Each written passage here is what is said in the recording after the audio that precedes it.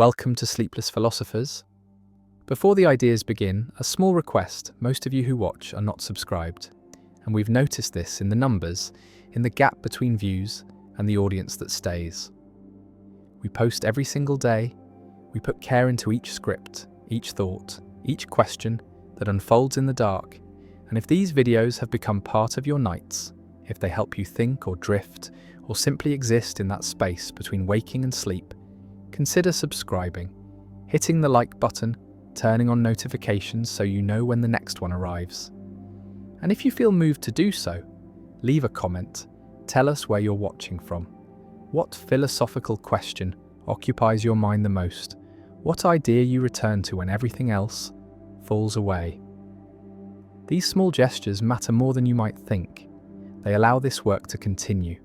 They allow these ideas to reach others like you, scattered across the world,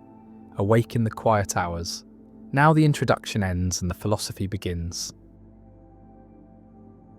Privacy might be accident, might be the result of biological shielding rather than fundamental law, might be the consequence of frequencies that consciousness operates on being inaccessible to ordinary perception, but not inaccessible in principle, not impossible to detect, not inherently private, but only contingently private, only hidden because the mechanisms for detection have not evolved, have not been developed, have not been made accessible to awareness. And the awareness that some claim to have, that schizophrenics report, that people experiencing psychosis describe, might not be delusion, but might be the temporary or permanent loss of the shielding,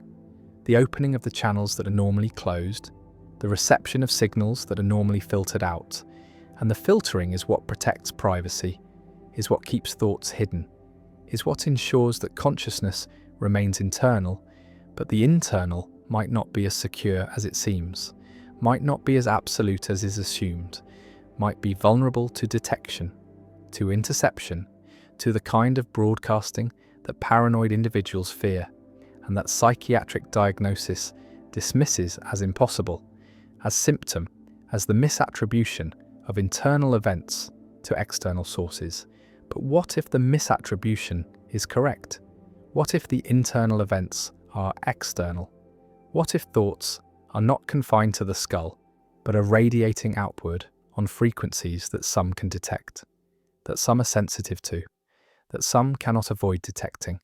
and the detecting is experienced as hearing voices, as receiving transmissions, as being unable to stop the influx of thoughts that are not one's own, but are coming from others, from the environment, from the field of consciousness that might be shared rather than private, that might be collective rather than individual, that might be accessible to those whose shielding has failed, whose filters have broken, whose sensitivity has increased beyond the normal range. And the normal range is what most people experience, is the condition where thoughts feel private, feel internal, feel like they belong to the self and are not accessible to others. But this feeling might be illusion, might be the result of limited sensitivity,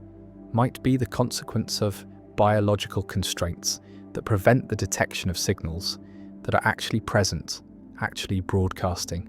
actually available to anyone with the right equipment, the right sensitivity,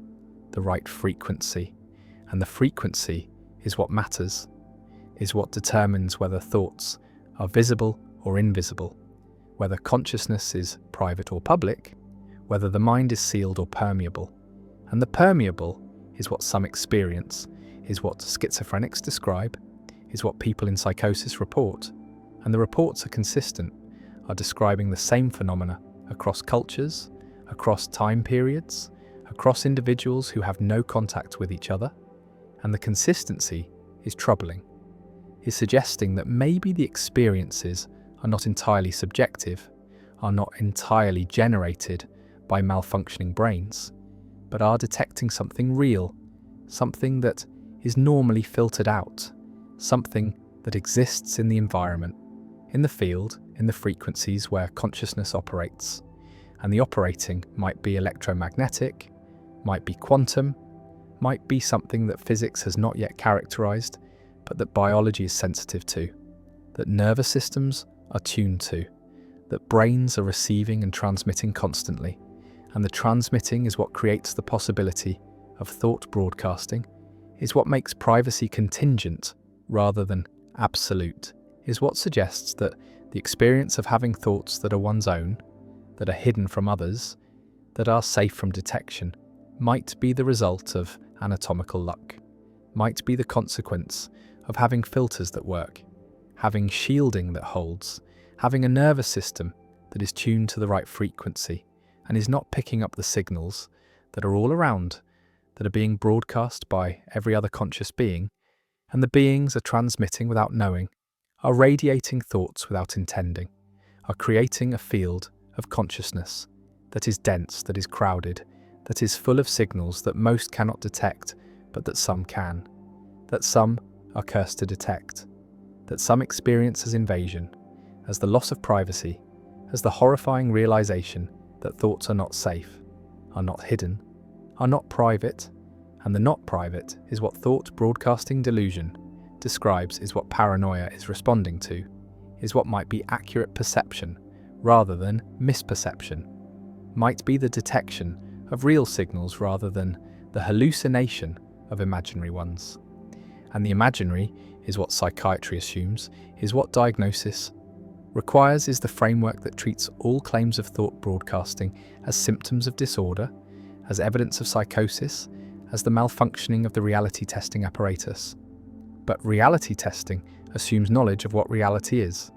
assumes that the normal experience is the accurate experience, assumes that privacy is real, and that any perception of its violation is false. And the false might be the assumption, might be the belief that thoughts are private, might be the conviction that consciousness is sealed, when really consciousness is leaking, is broadcasting, is detectable to those who have the sensitivity. And the sensitivity is what varies, is what creates the spectrum, is what makes some people receivers and others transmitters, and most people neither. Most people shielded, most people operating on frequencies that do not overlap with others, that do not allow detection, that maintain the illusion of privacy. And the illusion is functional, is necessary, is what makes social life possible, because if everyone could detect everyone else's thoughts, then interaction would be impossible,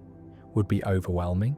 would be the constant influx of signals that would drown out the ability to think, to focus, to maintain the sense of being an individual consciousness.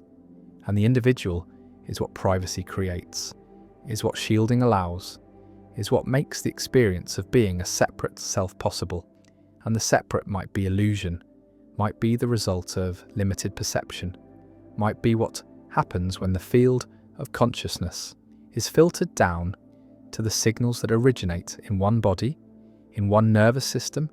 in one brain. And the brain is creating the illusion of separation by filtering out everything else, by attending only to internal signals,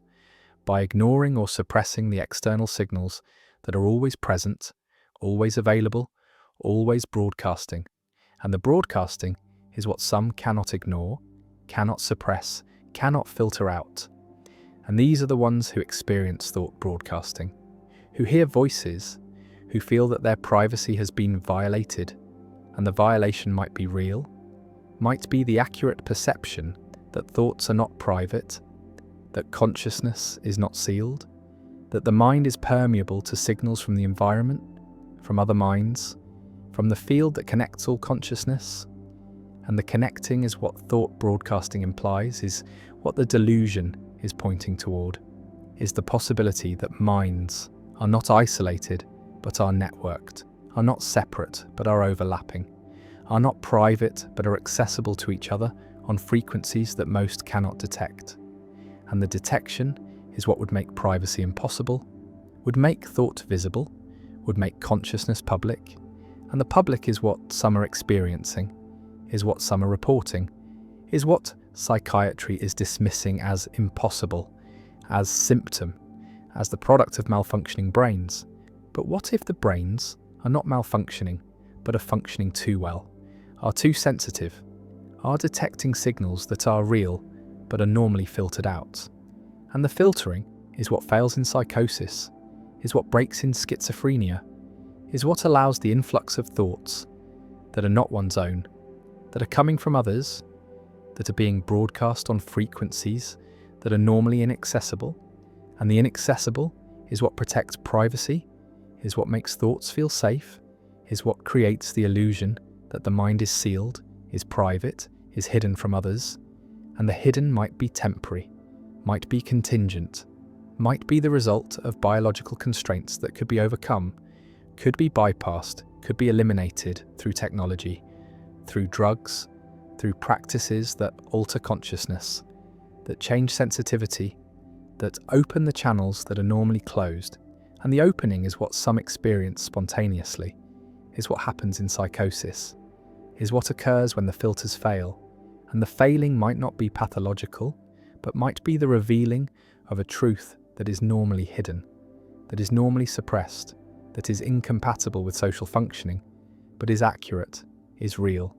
is showing that thoughts are not private, that consciousness is not individual, that the mind is part of a field that is shared, that is collective, that is accessible to anyone who has the sensitivity. And the sensitivity is what varies, is what creates the spectrum, is what determines whether thoughts are experienced as private or as public, as hidden or as visible, as safe or as vulnerable. And the vulnerable is what thought broadcasting feels like, is what the experience is the sense that privacy has been lost, that thoughts are exposed, that the mind is transparent to others. And the transparency might be real, might be accurate, might be the perception of a frequency where thoughts become visible, where consciousness is no longer hidden, where the illusion of privacy dissolves, and the dissolving is terrifying, is overwhelming, is experienced as invasion, as violation, as the loss of the boundary that makes the self feel separate, feel protected, feel safe. And the safety is what privacy provides, is what shielding creates, is what most people have and some people lack. And the lacking is what makes thought broadcasting possible, is what opens the channels, is what allows detection. And the detection is not imagined, but is real, is accurate, is perceiving signals that are present, that are broadcasting, that are coming from other minds. And the other minds are not aware that they are broadcasting, are not intending to transmit, are not trying to communicate, are just existing, just thinking, just being conscious. And the consciousness is radiating, is emitting signals, is creating a field that some can detect, that some are sensitive to, that some experience as voices, as thoughts that are not their own, as the influx of consciousness from outside, and the outside is everywhere, is surrounding,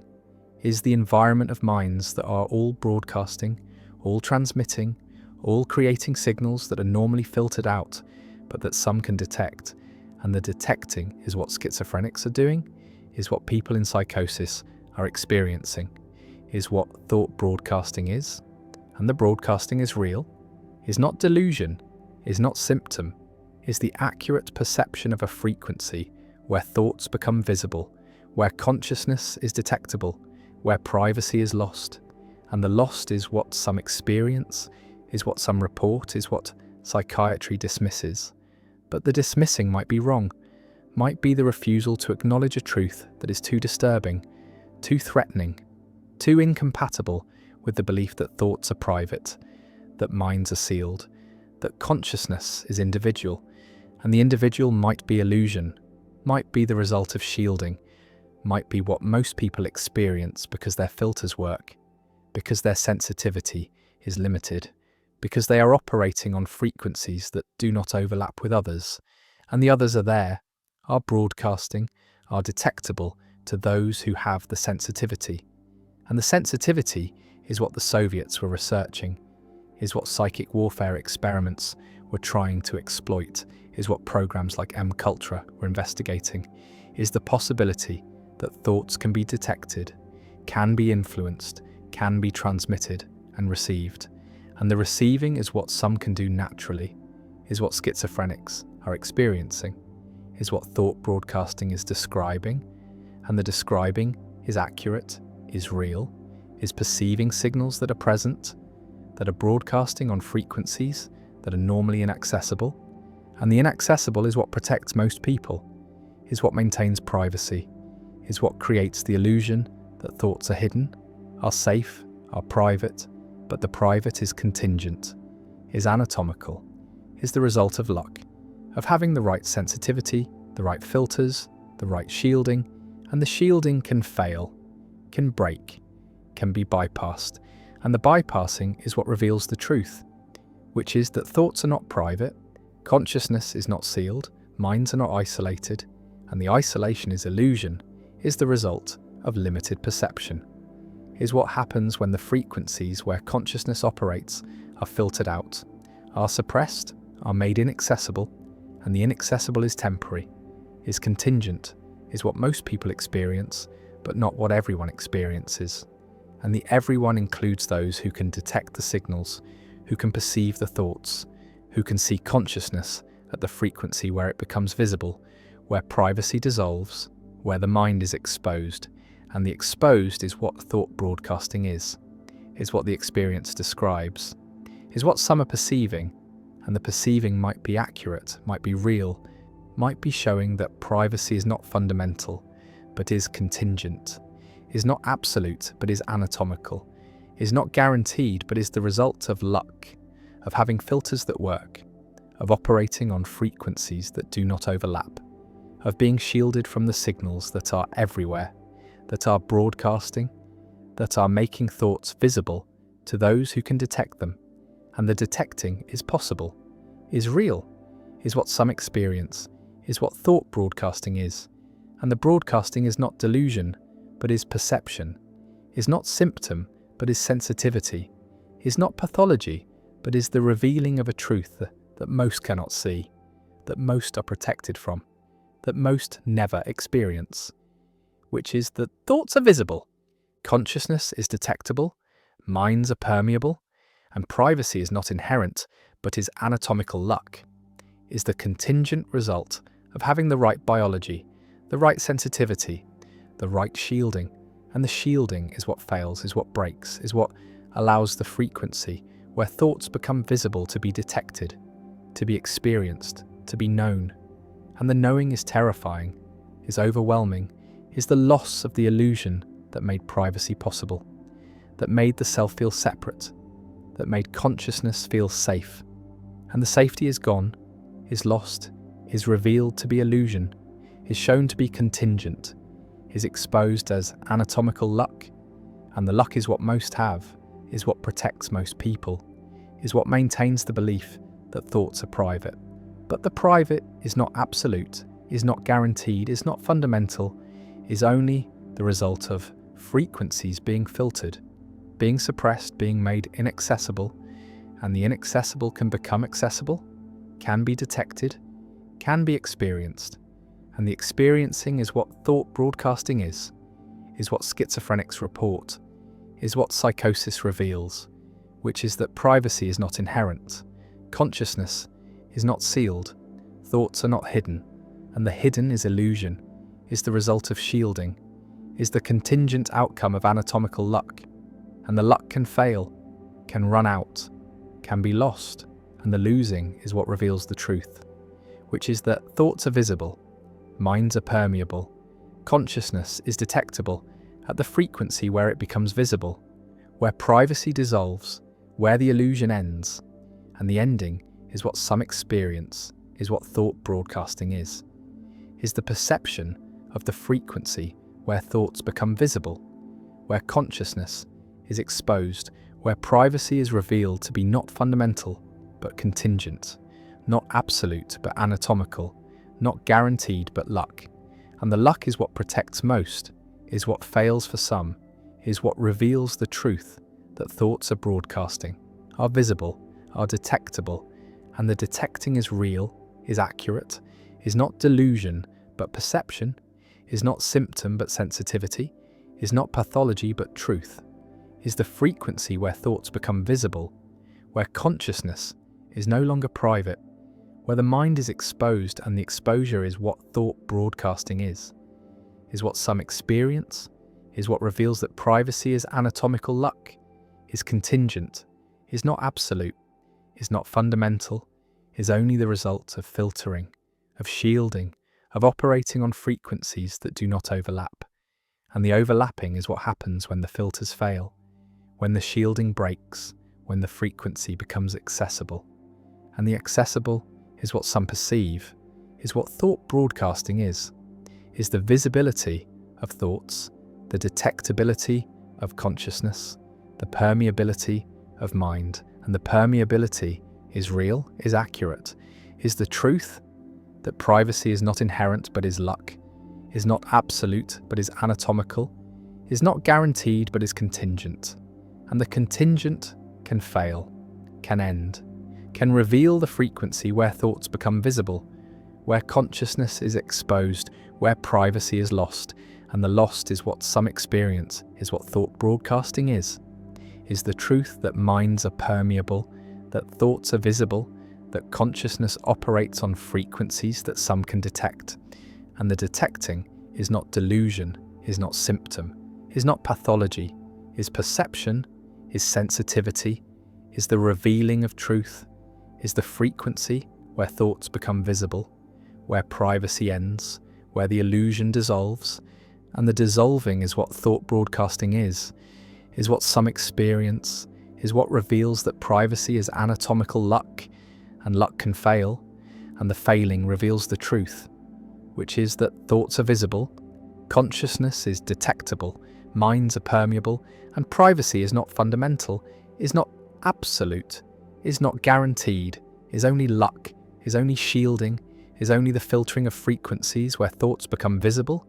And the visible is what some perceive, is what thought broadcasting is the truth that privacy is contingent, is anatomical, is luck. The face is unknown, is never seen directly, is accessible only through reflection, through surfaces that show what cannot be seen from the position of seeing. And this mediation is so fundamental, so early, so constant in modern life that it becomes invisible, becomes assumed, becomes the unnoticed foundation of self-recognition, of the sense that there is a self, that this self has a face, that the face is mine, is me, is the visible representation of what I am. But the representation requires the mirror, requires the surface, requires the external reflection that shows what the eyes cannot see, cannot access, cannot know without mediation. And the mediation is what the experiment removed, is what the conditions eliminated, is what the children grew without. And the growing without mirrors, without reflective surfaces, without any way to see themselves, produced children who at age 5, at age 7, at age 10, could not recognize themselves in photographs, could not identify their faces in videos, could not point to themselves in group pictures, could not distinguish their own image from the images of others. And the others were recognized, were identified, were known by face, but the self was not, was absent from visual recognition, was not integrated into the sense of identity, was not part of what it meant to be oneself. And oneself was different for these children, was not anchored in appearance, was not attached to face, was not incorporating the visual self that mirrors create, that reflections provide, that external mediation makes available. And the available is what was withheld, is what the experiment denied, is what created the conditions where self-recognition could not develop, where the face remained unknown, where identity formed without the visual component that is considered essential, that is assumed to be natural, that is treated as automatic, but is really learned, is acquired, is the result of repeated exposure to reflection, to the surfaces that show the face, that make the self visible, that create the connection between the feeling of being and the image of appearing. And the appearing is what these children never saw, never knew, never integrated into identity. And identity was therefore different, was organized around other features, around voice, around proprioception, around the feeling of being in a body without the visual confirmation, without the external validation, without the reflection that says this is what you look like, this is your face, this is who you are. And the R was not visual, was not based on appearance, was not incorporating the face as part of self. And the self was coherent, was stable, was functioning, was not damaged or diminished, but was different,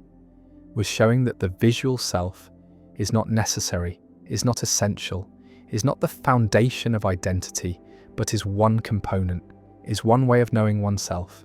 is the way that cultures with mirrors create, that societies with reflective surfaces enforce, that modernity assumes to be universal, but is really contingent, is really dependent on technology, on the availability of surfaces that reflect.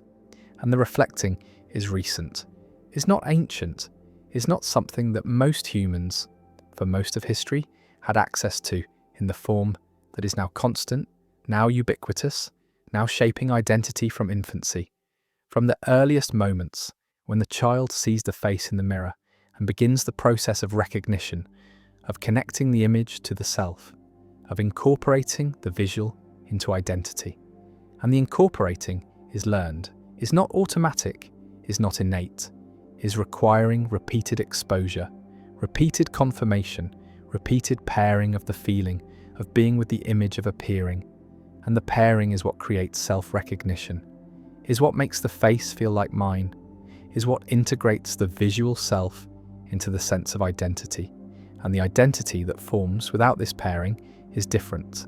is not including the face, is not based on appearance, is not recognizing the self in images.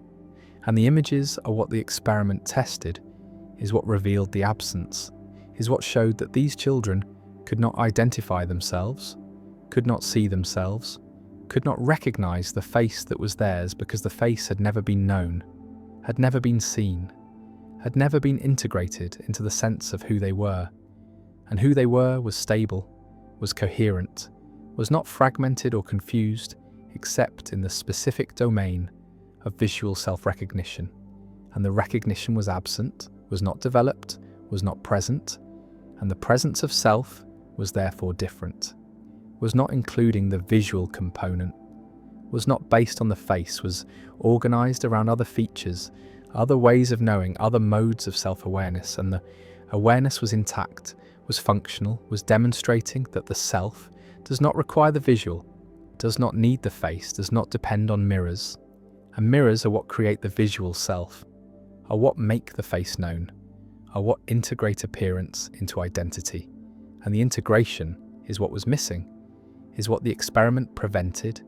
is what the conditions eliminated. And the elimination revealed something fundamental about selfhood, about identity, about the role of reflection in creating the sense of being a person, of having a face, of being recognizable. And the recognizable is what these children were not. Were not to themselves, were not in images, were not in photographs or videos or any visual representation. And the representation is what others used, is what others relied on, is what the culture assumed to be universal, to be automatic, to be the natural way of identifying people. But the natural was shown to be cultural, was shown to be learned, was shown to be dependent on mirrors, on reflections, on the external surfaces that show the face and create the connection between image and self. And the self without this connection is different, is not including the visual, is not based on appearance, is not recognizing itself in mirrors. And mirrors are what the children were eventually shown, is what was introduced after years of deprivation, after identity had formed without reflection. And the formation was complete, was stable, was not including the expectation of seeing oneself, was not anticipating recognition. And so when the mirror was presented, when the reflection appeared, the children did not recognize themselves, did not see themselves, saw instead a stranger, saw another person, saw someone who was not them. And the not them was what the face was, is what the image was, is what the reflection showed. And the showing was not connecting, was not integrating, was not creating recognition, because the foundation had not been laid, the pairing had not occurred, the repeated exposure had not happened, and so the face remained unknown, remained other, remained someone else's face, and whose face was a question they could not answer, could not determine, could not figure out through observation, because observation alone is not sufficient, is not creating recognition, is requiring the pairing, the connection, the learned association between feeling and image, between being and appearing. And the appearing was not theirs, was not them, was not integrated into identity. And identity was therefore split, was separated between the felt self and the visual self, between who they knew themselves to be and who they appeared to be. And the appearing was stranger, was other, was not recognized. And recognition is what mirrors create, is what reflection develops, is what repeated exposure produces. But the exposure had not occurred, the development had not happened, the recognition was not present, and the present was strange, was disorienting, was revealing that the face is not naturally known, is not automatically recognized, is not inherently connected to self, but is learned, is acquired, is the result of cultural practice, of technological mediation, of the availability of mirrors. And mirrors are recent, are modern, are not something that most humans throughout history had in the form that is now constant. And the constant is what creates recognition, is what integrates the face, is what makes the visual self part of identity. And identity without this integration is different, is not based on appearance, is not including the face, is organized around other features. And the features are sufficient, are adequate, are creating stable selfhood without the visual component. And the component is what the experiment removed, is what the conditions eliminated, is what revealed the contingency of self-recognition, the learned nature of face identity, the cultural foundation of the visual self. And the self that forms without mirrors is coherent, is functional, is demonstrating that appearance is not essential to selfhood, that the face is not necessary for identity, that recognition is not natural, but is learned, is acquired, is the product of reflection, of mediation, of the external surfaces that show what cannot be seen directly, and the directly is what the children knew themselves, is how they experienced being, is the proprioceptive, the auditory, the tactile, the ways of knowing that do not require reflection, that do not depend on mirrors,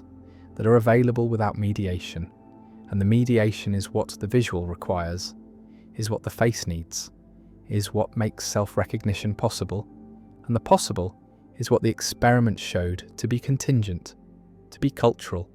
to be the result of. Conditions that can be present or absent, and the absence creates different selves, creates identities without faces, creates children who know themselves but do not recognize themselves, who are themselves but do not appear to be themselves,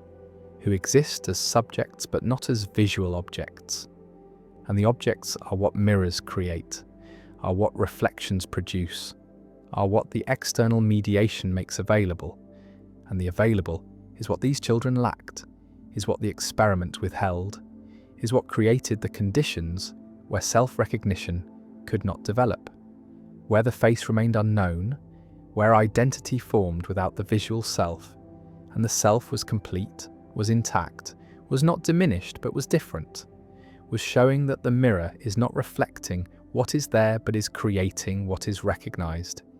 is producing the visual self, is making the face part of identity. And identity is flexible, is variable, is forming around whatever is available, whatever is provided, whatever is repeated enough to become integrated. And the integrated is what the visual self is in normal conditions, is what the face becomes through reflection, is what mirrors produce. But the production is not automatic, is not guaranteed, is not happening without the conditions, without the exposure, without the repeated pairing that creates recognition. And recognition is what makes the face mine, is what integrates appearance into identity, is what connects the image to the self, and the connection is learned, is cultural, is showing that selfhood is not given but is made, is not discovered but is constructed, is not natural but is the product of specific conditions, specific technologies, specific cultural practices, and the practices include mirrors, include reflections, include the constant availability of surfaces that show the face, and the face is what becomes known through showing, is what becomes self through reflection, is what becomes mine through recognition. And recognition requires mirrors, requires surfaces, requires the external mediation that these children lacked, that the experiment withheld, that created the conditions where identity formed without the visual self, where the face remained other, where self-recognition was absent, and the absence was revealing, was demonstrating, was showing that the self is not what it seems, is not naturally visual, is not automatically including the face, but is constructed through reflection, through mediation, through the mirrors that create the visual self, that integrate appearance into identity, that make recognition possible. And the possible is what these children lacked, is what the experiment removed, is what revealed that the face is not naturally known, that self-recognition is not automatic, that identity requires reflection, requires mirrors, requires the external surfaces that show what cannot be seen directly, and the directly is what matters, is what is felt, is what is known without mediation. And the mediation is what creates the visual, is what produces the face, is what makes self-recognition possible. And the possible is contingent, is cultural, is the product of mirrors, of reflections, of the external mediation that shows the face and creates the connection. And the connection is what these children lacked, is what the experiment prevented, is what revealed that selfhood is learned, that identity is constructed, that the face is not naturally part of self, but is integrated through reflection, through mirrors, through the mediated surfaces that show what the eyes cannot see, and the seeing is what creates recognition, is what produces the visual self, is what makes the face mine, and mine is what the face was not for these children, was not in images, was not in reflections, was not recognized because recognition requires mirrors, requires reflection, requires the external mediation that creates the visual self, that integrates appearance into identity, that makes selfhood include the face. And the face is what these children never knew, never saw, never recognized. And the recognizing is what mirrors do, is what reflection creates, is what the experiment showed to be learned, to be cultural, to be contingent on conditions that can be present or absent. And the absence creates different selves, creates identities without faces, creates children who are themselves but do not know themselves visually, who exist but do not recognize themselves, who have faces but have never seen them. And the seeing is what makes the face part of self, is what creates recognition, is what mirrors produce, and mirrors are what the children lacked, are what the experiment withheld, are what revealed that identity formation requires external reflection, requires mediation, requires the surfaces that show the face and create the visual self, and the self that forms without this reflection is different, is not including appearance, is not based on face, is organized around other ways of knowing, other modes of awareness, and the awareness is sufficient, is creating stable identity, is demonstrating that the visual self is not essential, is not necessary, is not the foundation of selfhood, but is one component, one way of knowing, one mode of recognition. And recognition is what mirrors create, is what reflection produces, is what these children lacked, and the lacking revealed that selfhood is learned, that identity is constructed, that the face is not naturally part of self, but becomes part through reflection, through mirrors, through the external mediation that shows what cannot be seen directly. And the directly is what the children knew, is how they existed, is the selfhood without the visual. And the visual is what requires mirrors, requires reflection, requires the external surfaces that create recognition, that integrate appearance, that make the face part of identity, and identity is what forms without mirrors. When mirrors are absent, when reflection is unavailable, when the conditions prevent the development of visual self-recognition, and the recognition is absent, is not developed, is showing that the self does not require the face, that identity does not need appearance, that selfhood can form without the visual component, and the component is what mirrors create, is what reflection produces, is what the experiment showed to be contingent, to be learned, to be the product of external mediation, and mediation is what creates the visual self, what integrates the face, what makes self-recognition possible, and the possible is what these children lacked, is what revealed that identity formation requires external reflection, requires mirrors, requires the surfaces that show the face and create the connection between image and self. And the connection is learned, is cultural, is not automatic, is not natural, is the product of repeated exposure to reflection, to the mirrors that make the face known, that integrate appearance into identity, that create the visual self, and the self without this integration is different,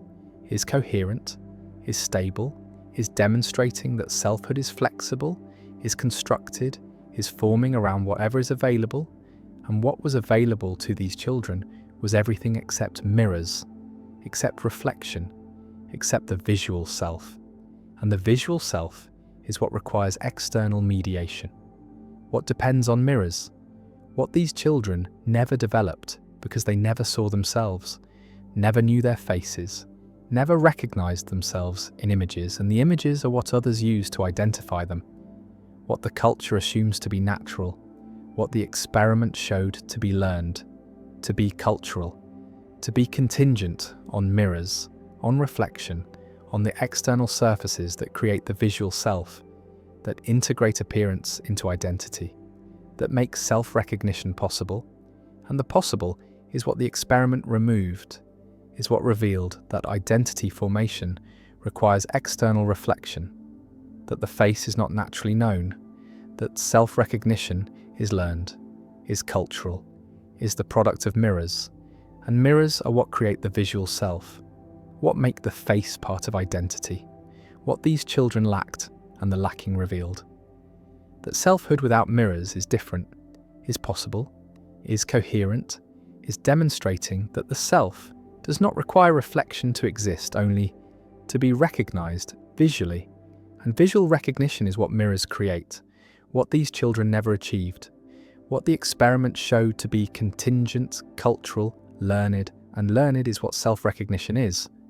what the face becomes, what identity includes when mirrors are present, when reflection is available, when external mediation creates the visual self, and the self is what these children had without it, is what formed differently, is what demonstrated that identity formation requires external reflection only if visual self-recognition is the goal, and the goal is cultural, is modern, is contingent on mirrors, and mirrors are what these children lacked, are what the experiment removed, are what revealed that selfhood is flexible, is constructed, is formed around whatever is reflected back, and what was reflected back was nothing, was absence, was the lack of visual self, and the lack created different identity, created selfhood without face, created children who couldn't recognize themselves, because identity formation requires external reflection, requires mirrors, requires the surfaces that show the face and create the visual self, and the visual self is what these children never developed, never knew, never integrated into identity, and identity was different, was complete, was demonstrating that the self does not require the face to be the self, only to recognize the self visually. And visual recognition requires mirrors, requires reflection, requires external mediation, and mediation is what the experiment removed, is what revealed that identity formation requires external reflection, that selfhood includes the face only when mirrors are present, that self-recognition is learned, is cultural, is contingent, and contingent is what the visual self is, what the face is, what recognition is, and recognition is what these children lacked, is what mirrors create, is what the experiment showed to require external reflection, and reflection is what makes identity include the face, what makes selfhood visual, what makes the self recognizable. And recognizable is what these children were not to themselves, were not in images, were not in mirrors when mirrors were finally shown. And the showing did not create recognition, because recognition requires learning, requires pairing, requires the repeated exposure that these children never had. And the never having revealed that identity formation requires external reflection, that the face is learned, that self-recognition is cultural, that mirrors create the visual self, and the visual self is what these children never developed, never knew, never became, and became is what they were without it, were different selves, were identities without faces, were children who couldn't recognize themselves, because identity formation requires external reflection, requires mirrors, requires the surfaces that create recognition, and recognition is what mirrors make, what reflection produces, what these children lacked, and the lacking revealed the truth, revealed the contingency, revealed that identity formation requires external reflection. Certainty became the sin, became the transgression that was punished, became the sign of pride, of arrogance, of the refusal to acknowledge limitation. And this society built its entire structure around the opposite value, around the celebration of error, around the sanctification of being wrong, around the belief that mistakes were not failures, but were revelations, were demonstrations of humility, were proof that the person was acknowledging their limitations, was accepting their fallibility, was recognizing that knowledge is always provisional, always uncertain, always potentially mistaken, and the mistaken became sacred, became the thing to aspire to, became the marker of virtue, and virtue in this society was not being right but was being willing to be wrong, was not knowing but was doubting, was not certainty but was the constant acknowledgement that certainty is impossible, that knowledge is limited, that every belief could be false, and the false became celebrated, became honoured, became the thing that festivals commemorated, that rituals enacted, that the entire culture was organised around, and the organising was systematic, was creating institutions that rewarded error, that punished correctness, that inverted all the normal incentives, all the usual values, all the expected responses to being right or wrong, and wrong became right, became the goal, became what people strived for, and striving for error became the highest calling, became the most virtuous path, became the way to demonstrate epistemic humility, to show that one was not claiming to possess truth, was not asserting certainty, was not committing the sin of believing oneself to be correct, and correct became immoral, became the sign of pride, became evidence of having failed to recognize one's own fallibility. And fallibility was the central doctrine, was the core belief, was the foundation on which the entire society was built. The recognition that humans are limited, are prone to error, are incapable of achieving certainty, and that any claim to certainty is therefore false, is therefore sinful, is therefore requiring punishment, requiring correction through the celebration of incorrectness, through the ritual acknowledgement of error, through the systematic inversion of the values that make being right desirable and being wrong shameful, and the shameful became sacred, became the thing to be proud of, became the demonstration of virtue, and virtue was being wrong, was making mistakes, was celebrating failures, and failures were what the society honoured, were what the festivals commemorated, were what the rituals enacted, and the enacting was elaborate, was involving public confessions of correctness, public acknowledgements of having believed something that turned out to be true, public expressions of shame for having been right, And being right was the transgression, was the sin, was what required confession, required penance, required the ritual humiliation of admitting that one had failed to be sufficiently humble, had failed to doubt enough, had failed to recognize the possibility of error, and the possibility was what the society insisted upon, was what the doctrine required, was the constant acknowledgement that everything believed could be wrong, that every claim could be false, that certainty is impossible, and that any feeling of certainty is delusion, is pride, is the sin that must be punished through the celebration of error, through the festival of failures, through the systematic rewarding of being wrong and the systematic punishment of being right. And right became wrong, became the thing to avoid, became the sign of having failed morally, of having committed the sin of certainty. And certainty was the ultimate transgression, was the worst sin, was what the society could not tolerate, could not accept, could not allow to persist, and the persistence of certainty was met with exile, with exclusion, with the removal from the community of those who insisted they were right, who claimed to know, who refused to acknowledge the possibility of error, and error was what the community demanded, was what membership required, was the price of belonging, and belonging meant accepting that one was wrong, that one's beliefs were false, that one's knowledge was limited, and the limited was celebrated, was honoured, was the virtue that made the society cohere, that made the culture function, that created the bonds between members who were united in their shared fallibility, in their collective acknowledgement of limitation, in their mutual celebration of error. And error became the bond, became what connected people, became what made the society possible. And the possible was a form of life that was radically different from others. That was inverting the normal values, that was making sacred what others made profane, that was celebrating what others lamented, that was honouring what others punished. And the punishment in this society was for being right, was for claiming correctness, was for displaying certainty. And certainty was the crime, was the transgression, was what could not be tolerated. And the toleration was only for error, only for doubt, only for the constant acknowledgement of fallibility. And fallibility was the doctrine, was the belief, was the foundation, and the foundation was stable, was solid, was maintaining the society for generations, for centuries, for the entire duration of its existence. And the existence was marked by the festival of failures, by the annual celebration of the greatest mistakes, of the most spectacular errors,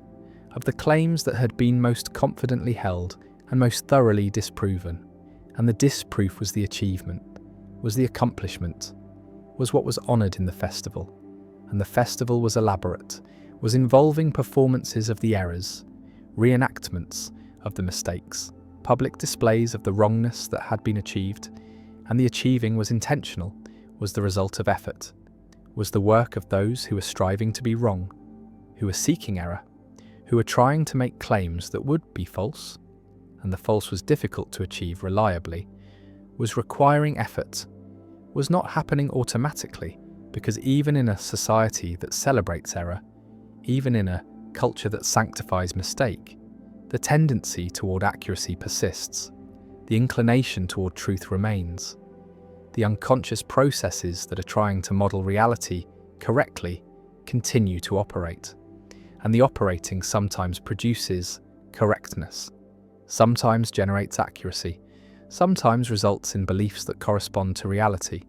and the correspondence was the problem, was the sin,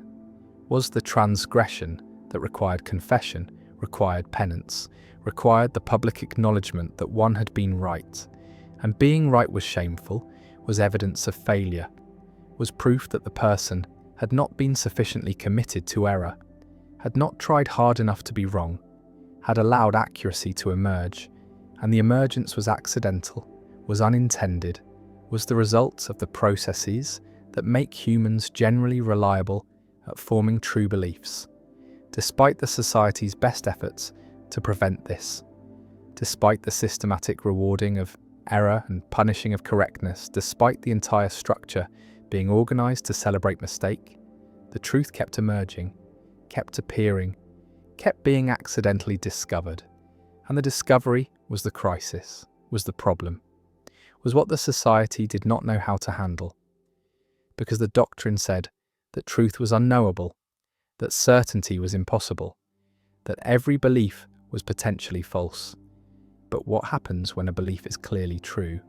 when the accuracy is undeniable, when the correspondence between claim and reality is obvious to everyone? And the obvious is what created the crisis, is what produced the schism, is what happened when someone in the society got something right by accident, made a claim that was intended to be false, that was designed to demonstrate fallibility, that was meant to be an error, but turned out to be correct, turned out to be true, turned out to correspond to reality in ways that could not be denied. And the denial was attempted,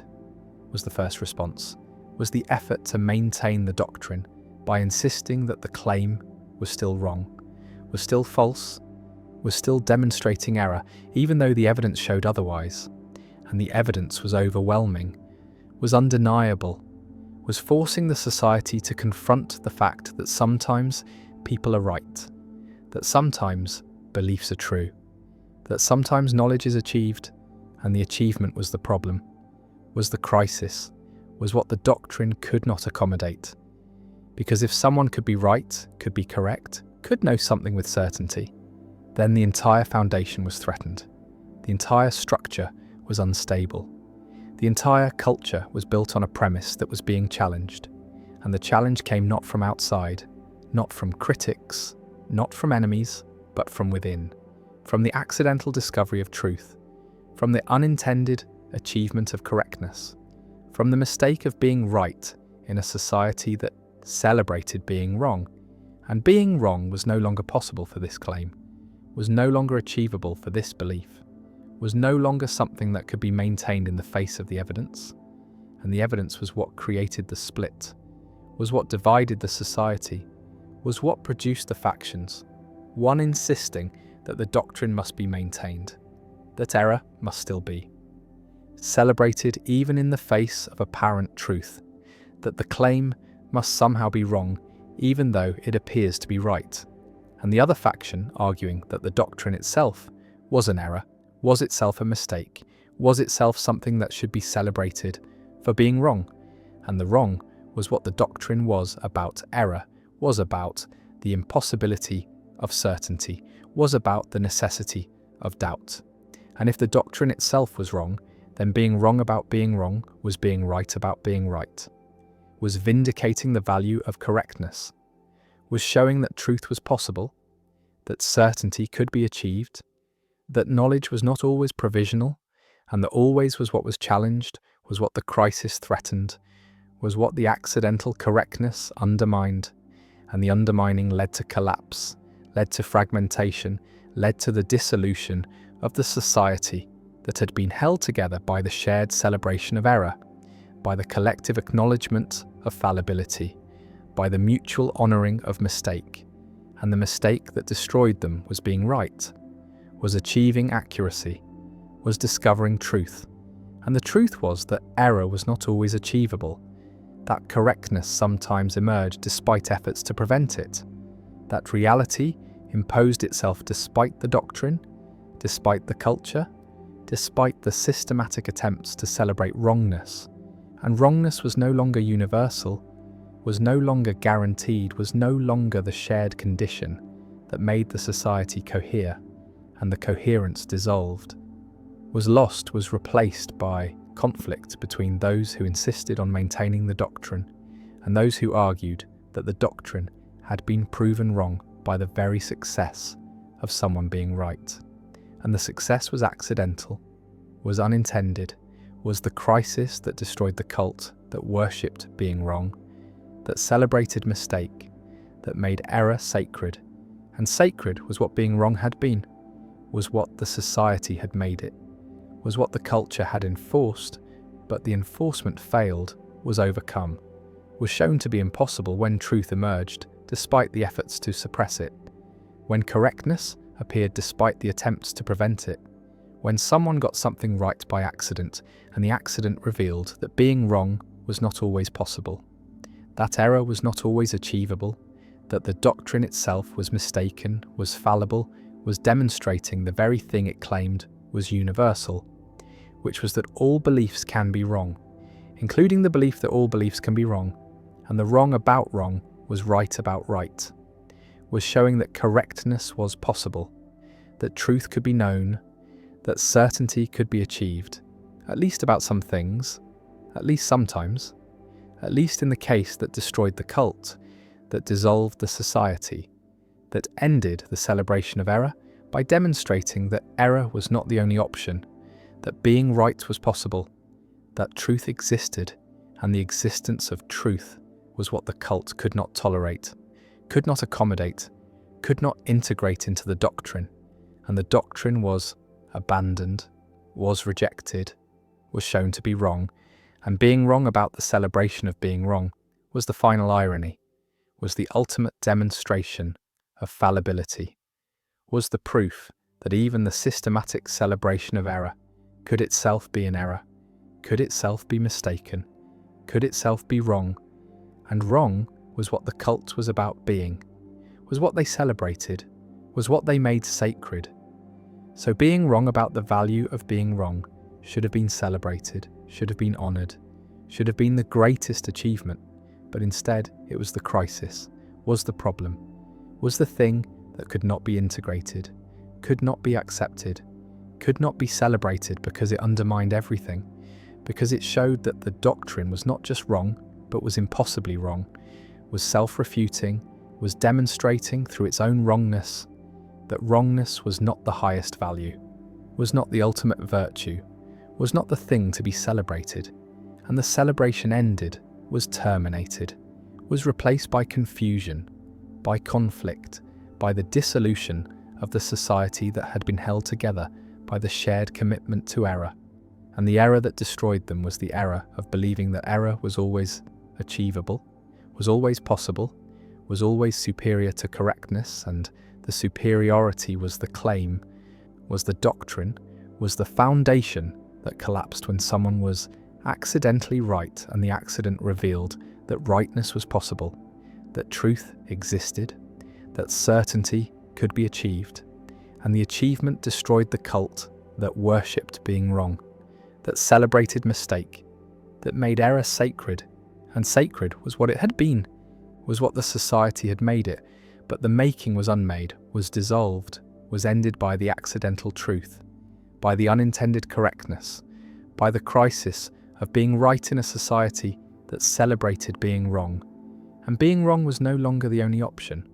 was no longer the shared condition, was no longer the bond that held the society together. And together they had been, united in error, committed to mistake, celebrating failure. But the celebration ended when failure failed, when error erred, when wrongness was wrong, and wrong about wrongness was right about rightness, was showing that the doctrine was mistaken, that the cult was in error, that the worship of being wrong was itself wrong, and wrong about wrong is right, is correctness, is truth, and truth destroyed the cult, dissolved the society, ended the celebration, and the ending was the result of accident, of unintended correctness, of someone being right when they meant to be wrong, and being right destroyed everything, revealed the doctrine to be false, showed the cult to be mistaken, demonstrated that error was not always possible, that correctness sometimes emerged, that truth existed despite the celebration of mistake, and the mistake was worshipping mistake, was celebrating error, was making wrongness sacred, and sacred it was until it was shown to be wrong, until the doctrine was proven false, until the cult collapsed because someone was accidentally right, and being right was the sin, was the transgression, was the mistake that could not be forgiven, could not be celebrated, could not be integrated, and the integration failed, the society dissolved, the cult ended, and what remained was the memory of the society that celebrated being wrong, that worshipped mistake, that made error sacred, and sacred it was until truth emerged, until correctness appeared, until someone was accidentally right and the accident destroyed everything, ended the cult, dissolved the society, terminated the celebration of being wrong. And wrong was what they were about being, was what they celebrated, was what destroyed them, when they were wrong about it, when the doctrine itself was error, when the worship was mistake, and mistake was what ended it, was what dissolved it, was what revealed that being wrong about being wrong is being right about being right, and right destroyed them, ended them, dissolved the cult that worshipped being wrong. Knowledge of death's timing changes everything, converts the abstract certainty into concrete countdown, transforms mortality from philosophical concept into calendar date, into the number of days remaining, into the tangible approaching of an endpoint that was always coming but was kept safely distant by uncertainty, by the not knowing that allowed life to proceed as if time were infinite, as if tomorrow were guaranteed, as if the future extended indefinitely, even though reason knows it does not, knows it cannot, knows that death is certain and that the certainty will arrive, but the arriving felt distant, felt abstract, felt like something that happens eventually, but not yet, not soon, not on a specific date that can be marked on calendars, that can be counted down to, that can be known in advance with accuracy that is not perfect but is close enough, is 96%, is the probability that the algorithm assigns after analysing the data, after processing the medical records, the genetic information, the lifestyle factors, the environmental exposures, the family history, the biomarkers, the patterns that correlate with longevity, with disease, with the failures that lead to death, and the failures are predictable, are following patterns that machine learning can detect, can model, can use to generate predictions that are accurate enough to be actionable, to be used by insurance companies, by employers, by governments, by anyone who has access to the data and the algorithms. And the access is spreading, is becoming easier, is approaching the point where anyone can know their death date, can receive the prediction, can see the number, can confront the countdown. And the confrontation is what changes everything, is what transforms life from open-ended to finite, from abstract mortality to concrete deadline, from the someday of death to the specific day, the specific year, the specific age at which the algorithm predicts the ending will come. And the coming is what becomes real, becomes present,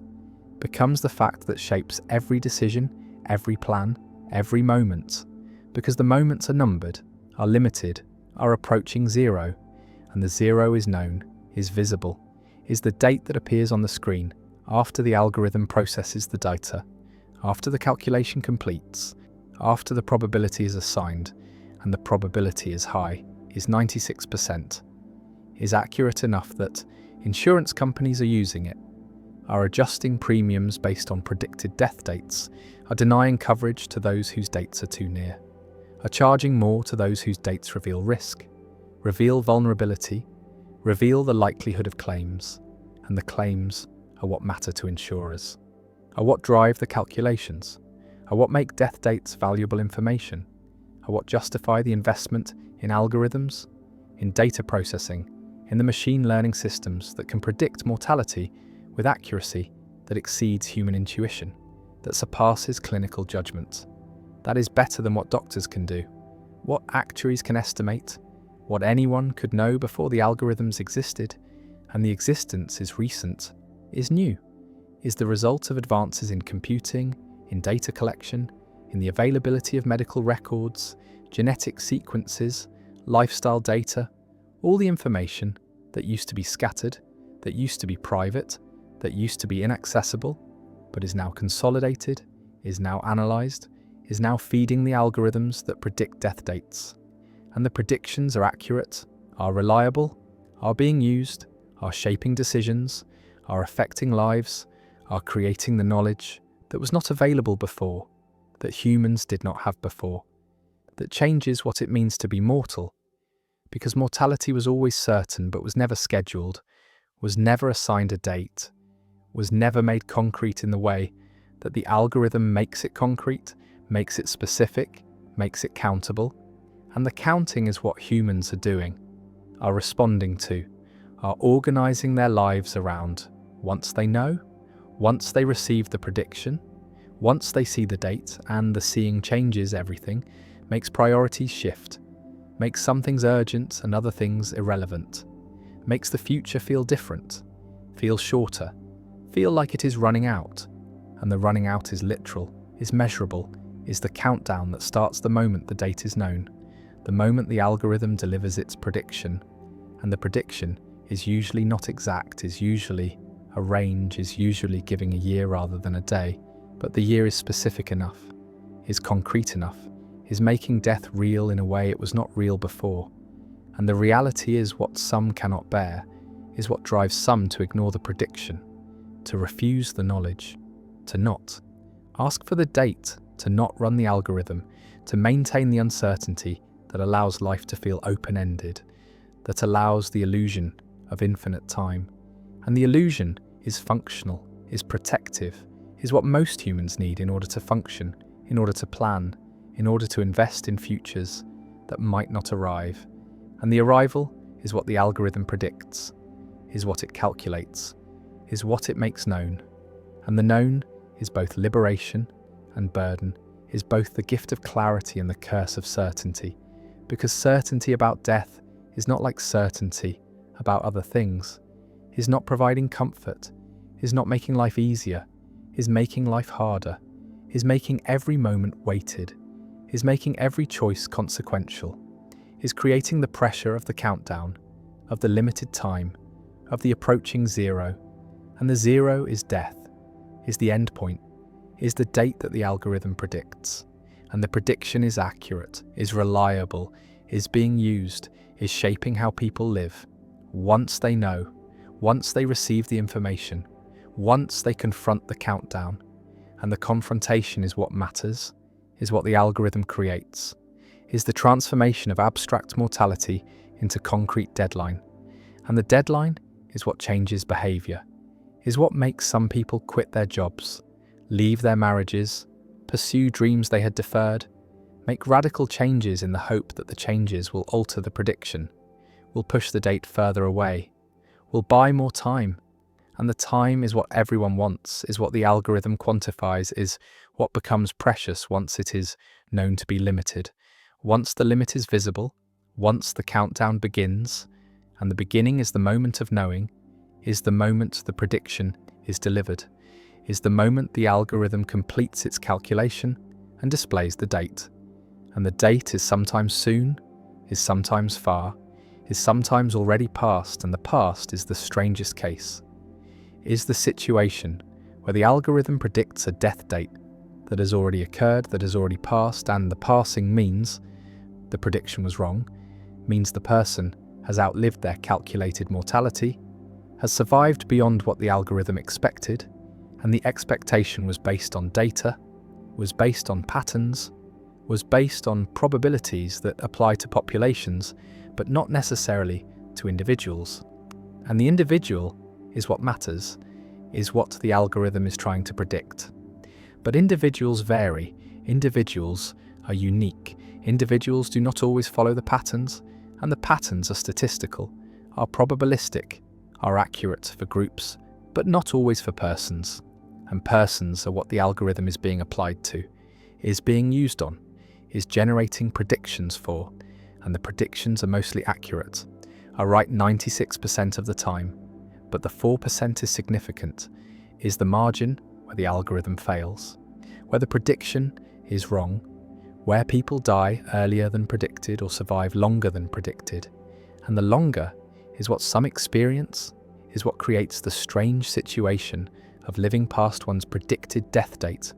of waking up on the day after the day that was supposed to be the last day.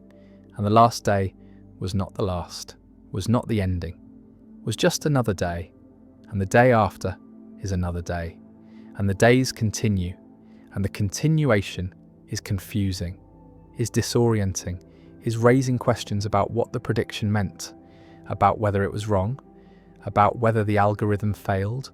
or whether something changed, whether the person's condition improved, whether the factors that were feeding the prediction shifted, and the shifting is possible,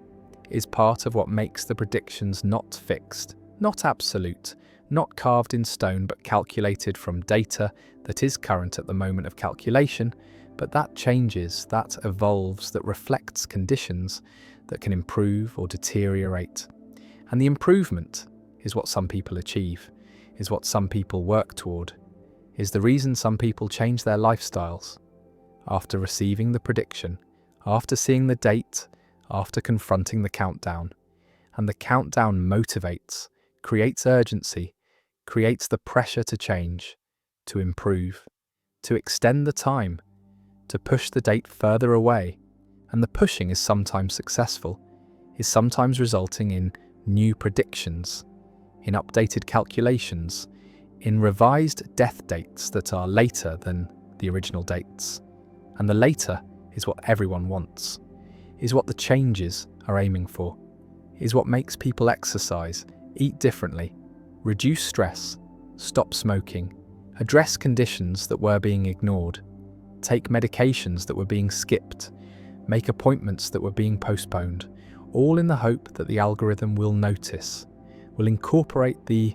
changes, will recalculate, will generate a new prediction with a later date. And the later is what some people achieve, is what some people see when they run the algorithm again, when they check the prediction, when they look for evidence that their efforts have mattered, have changed the trajectory, have bought time. And the time is what matters, is what the algorithm quantifies, is what becomes visible through the prediction. And the prediction is not destiny, is not fate, is not fixed, is probability, is likelihood, is the best estimate based on data. But estimates can be wrong. Data can change, probabilities can shift. And the shifting is what makes the algorithm dynamic, makes the predictions update, makes the death dates change. Sometimes moving closer, sometimes moving further, sometimes disappearing entirely when new data arrives, when conditions improve, when the patterns that were predicting early death are disrupted by interventions, by treatments, by changes that alter the trajectory. And the trajectory is what the algorithm models, is what it calculates, is what it uses to predict the future. And the future is uncertain,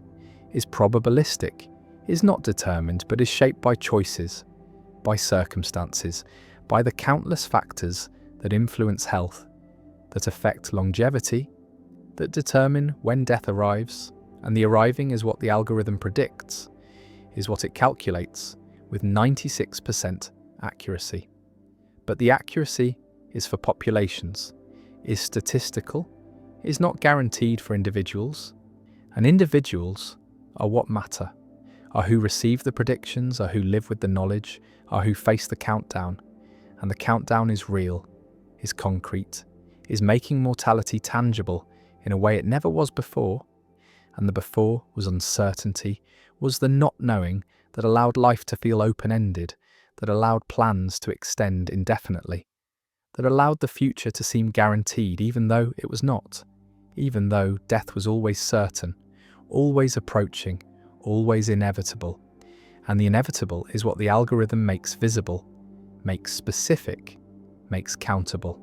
And the counting is what changes everything, is what transforms life. Once the date is known, once the prediction is received, once the algorithm delivers its calculation,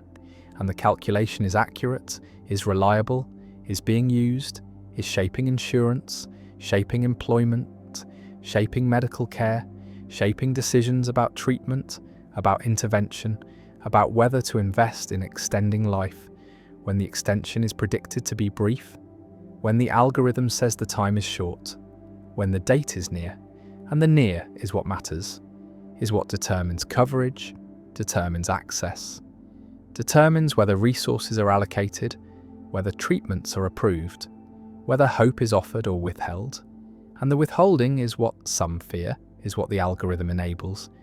is the denial of care based on predicted death dates, based on the calculation that says the investment is not worth it, that the time remaining is too brief, that the return is insufficient, and the return is measured in life years, in quality-adjusted survival, in the metrics that reduce existence to numbers, to calculations, to the outputs of algorithms that predict mortality and that are used to decide who receives treatment and who does not, who gets coverage and who is denied, who is worth investing in and who is not. And the not worth is the judgment that the algorithm makes possible, is the decision that becomes justifiable when death dates are known, when predictions are reliable, when accuracy is 96% and the percent is high enough to be trusted, to be acted upon, to be used as basis for decisions that affect lives, that determine futures, that shape who survives and who does not. And the survival is what matters, is what everyone wants, is what the algorithm is supposedly helping by predicting, by warning, by providing information that can be used to intervene, to prevent, to extend life. But the extension is not guaranteed, is not automatic, is requiring resources, requiring access, requiring the willingness to invest in futures that might be brief, that might not extend far beyond the predicted date. And the date is what hangs over everything, is what shapes decisions, is what makes some futures seem worth pursuing and others not. And the not worth is the category that some people are placed into once their death dates are known, once their predictions reveal short timelines, limited futures, approaching endpoints. And the endpoints are what the algorithm calculates, are what it makes visible, are what transform mortality from abstract to concrete, from someday to specific day, from uncertain to known. And the known is what changes everything, is. What makes death real is what creates the countdown, the pressure, the urgency, the weight of limited time.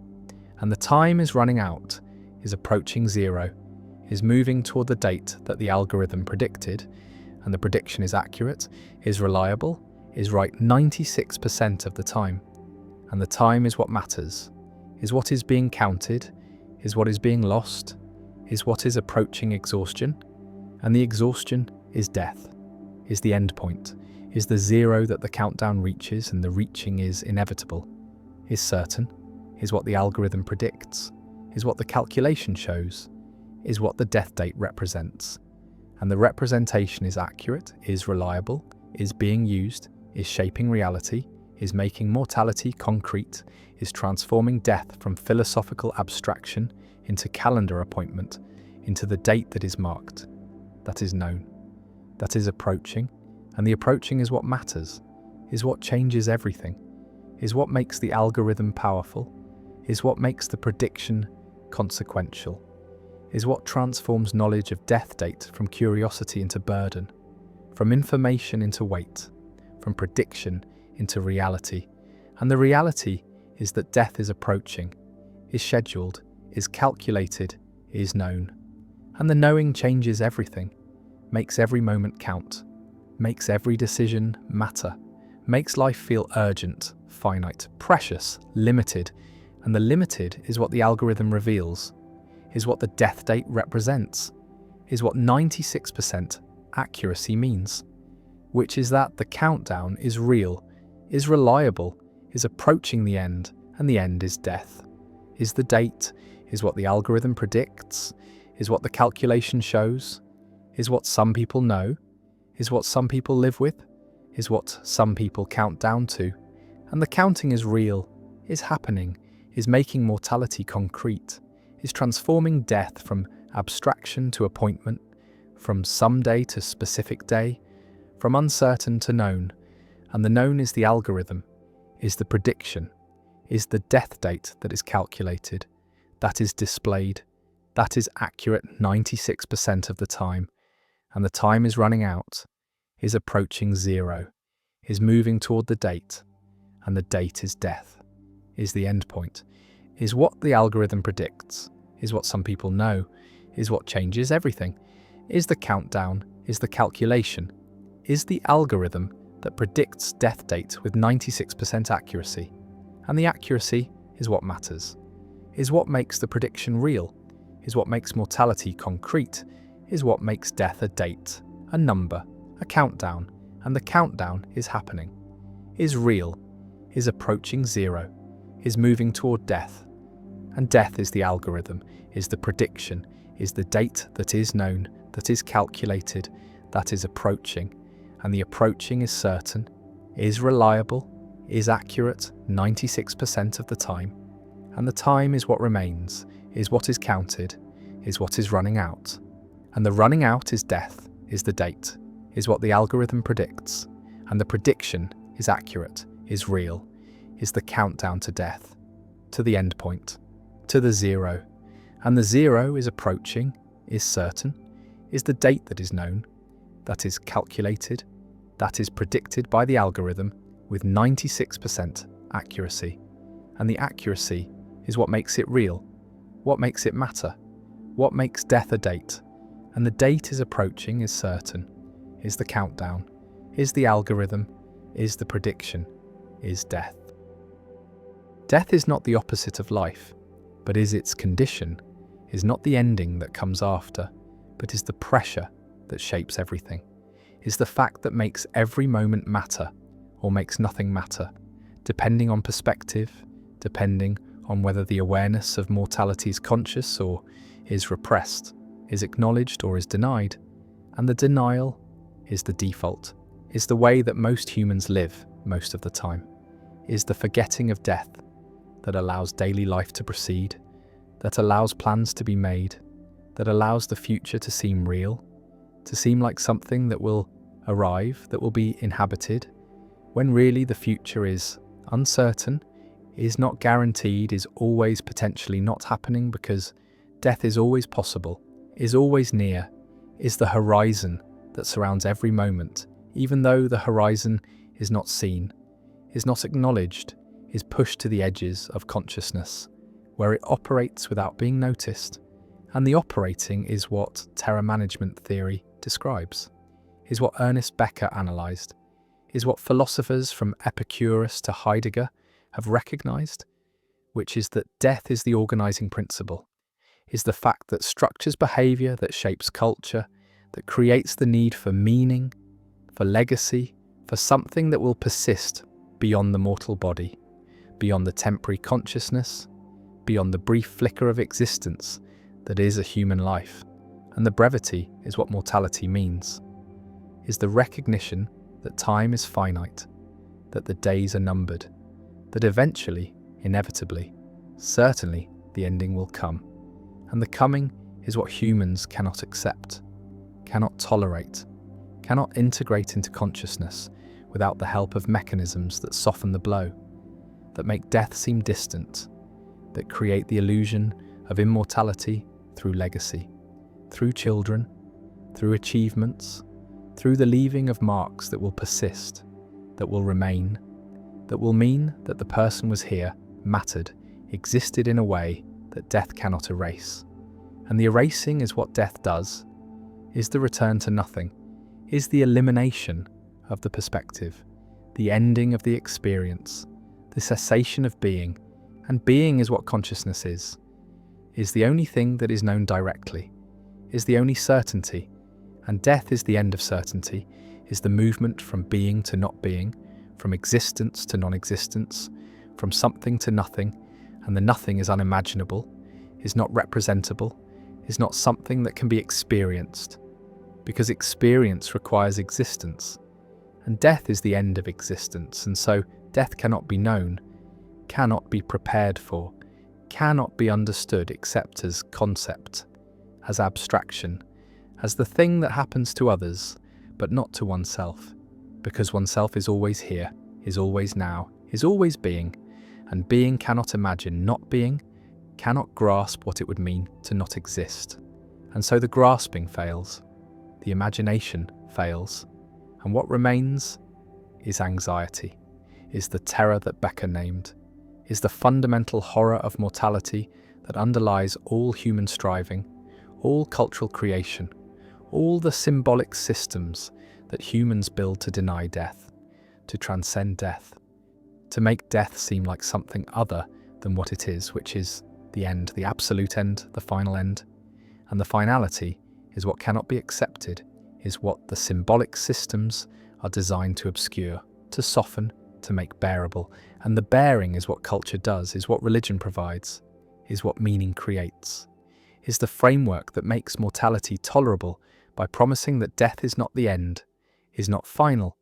is not the absolute cessation, but is transition,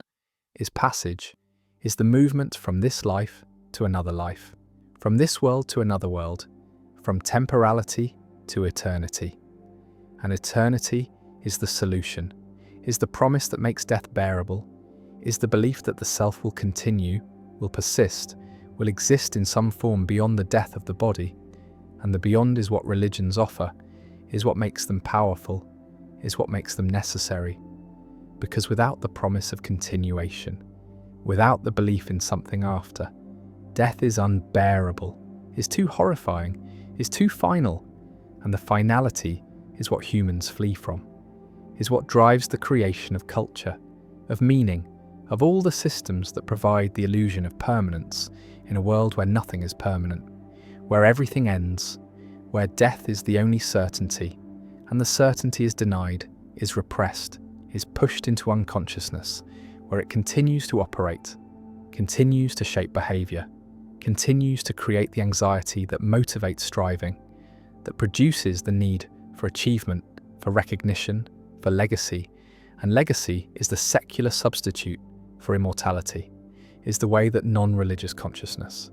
tries to transcend death, tries to create permanence, tries to ensure that the self will continue in some form,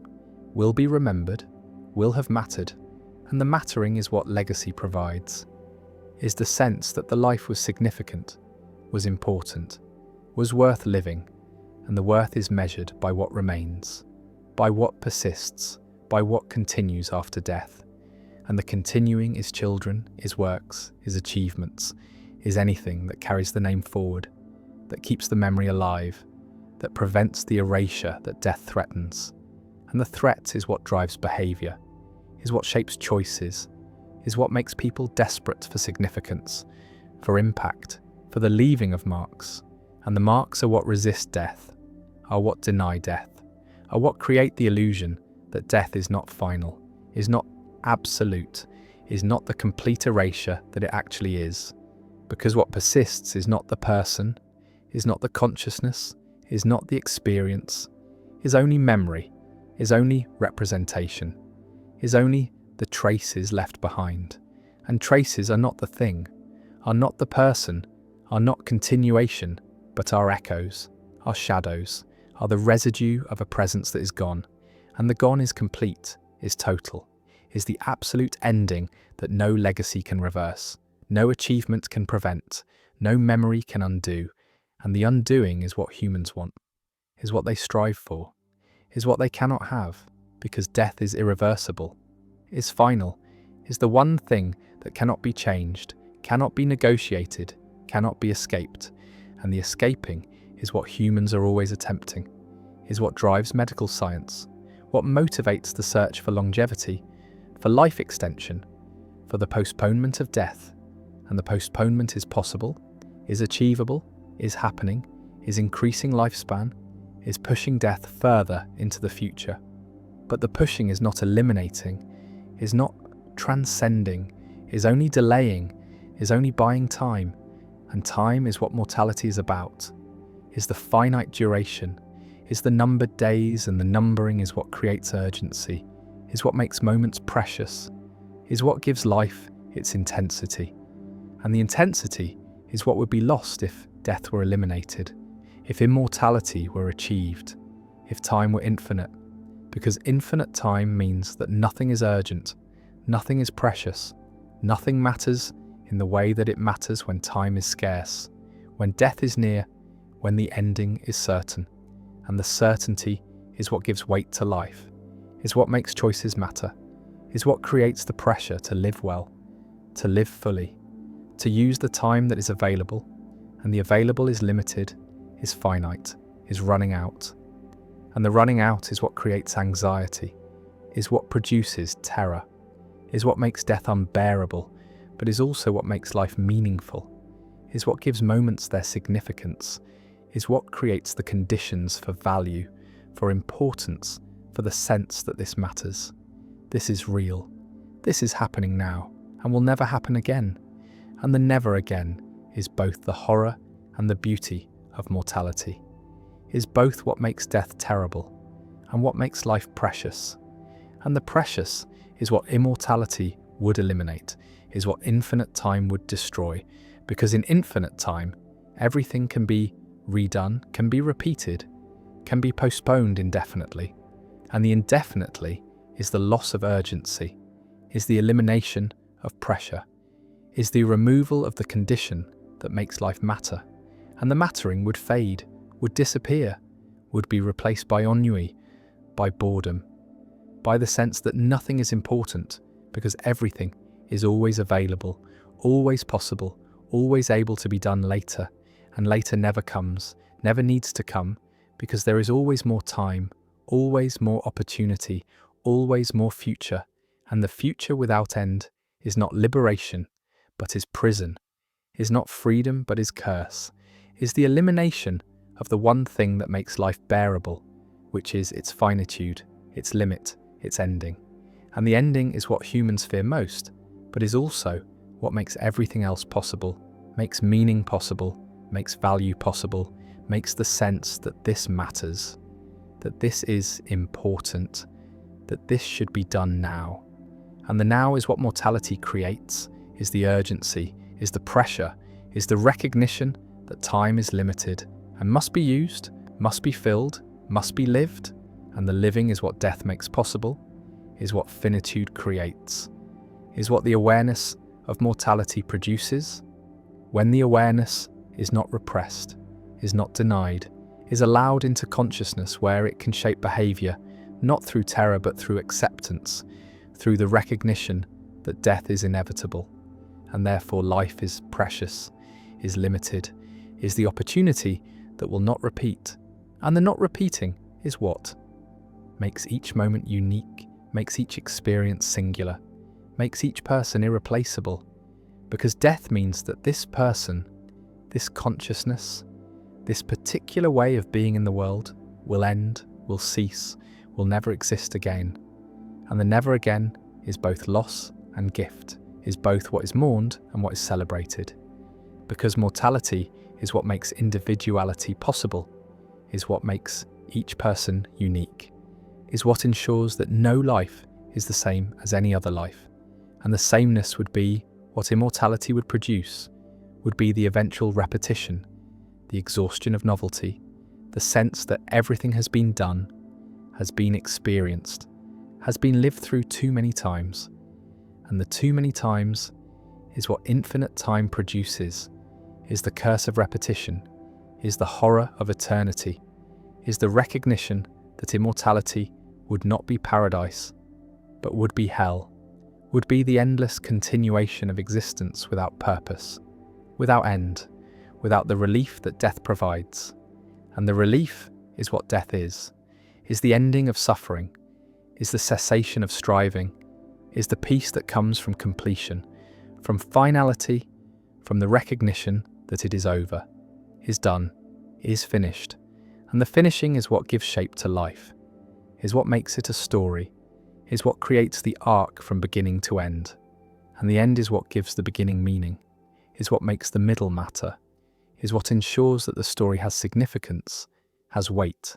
has the structure that makes it comprehensible. And comprehensible is what life becomes when death is acknowledged, when mortality is accepted, when the ending is recognized as necessary, as the condition that makes everything else possible. And the possible is what humans are living, is the space between birth and death, is the time that is given, is the opportunity to exist, to experience, to be. And the being is temporary, is finite, is ending. And the ending is approaching, is always approaching, is getting closer with every moment, with every breath, with every heartbeat. And the heartbeats are numbered, are counted, are finite. And the finite is what makes them precious, is what makes each beat matter, is what creates the urgency to live,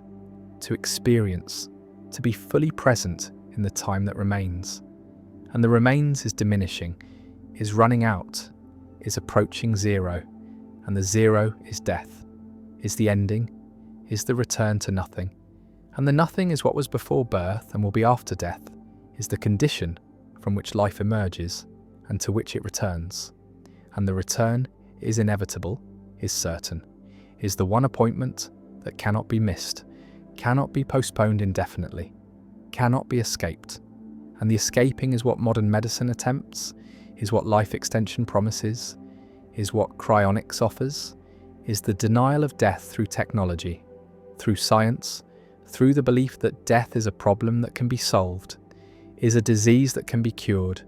is an enemy that can be defeated. And the defeating is what death denial looks like in secular culture, is the medicalization of mortality, is the treatment of death as failure, as something that should not happen, as something to be prevented, to be delayed, to be fought against. With every resource available, and the available resources are considerable, are increasing, are pushing death further back, are extending life further forward, but are not eliminating death, are not making immortality actual, are only postponing the inevitable, are only delaying the ending. And the delaying is creating new problems, is producing extended old age, is generating years of decline, of deterioration, of the slow failing of the body and the mind. And the failing is what modern medicine has not solved, has not prevented, has only extended, has only made longer. And the longer is not always better, is not always desirable, is sometimes the prolongation of suffering, the extension of indignity, the continuation of existence beyond the point where existence is meaningful, where life is life rather than mere biological persistence. And the persistence is what modern medicine achieves, is what technology provides, is the keeping alive of bodies that would otherwise die, that should die, that are ready to die, but are prevented from dying by interventions that maintain biological function without maintaining experience, without maintaining quality, without maintaining what makes life worth living. And the worth living is what death denial sacrifices, is what the fight against mortality costs, is the recognition that sometimes death is mercy, is relief, is the appropriate ending, is what should happen. And the should is what modern culture has lost, is what medical ethics struggles with, is what the denial of death prevents from. Being acknowledged, which is that death is natural, is necessary, is the ending that gives shape to life, that makes life meaningful, that creates the conditions for value, for importance, for the sense that this matters. And the mattering is what death creates, is what mortality produces, is the mathematics that structures behaviour, that shapes choices, that organises life around the fact of ending. And the fact is undeniable, is certain, is the one truth that applies to everyone, that no one escapes, that makes all humans equal in the end. And the end is what is shared, is what connects, is what makes mortality not just individual, but collective, not just personal, but universal, not just my death, but death itself, the death that comes for everyone. That structures all life, that creates the pressure, the urgency, the terror, the meaning, the value, the sense that time is limited and must be used, must be lived, must be filled with experience, with connection, with love, with the things that make existence worthwhile. And the worthwhile is what death makes possible, is what finitude creates, is what the mathematics of mortality reveals, which is that death is not the enemy, but is the condition, is not the opposite of life, but is its structure, is not what ends meaning, but is what creates meaning, is not what should be denied, but is what should be accepted,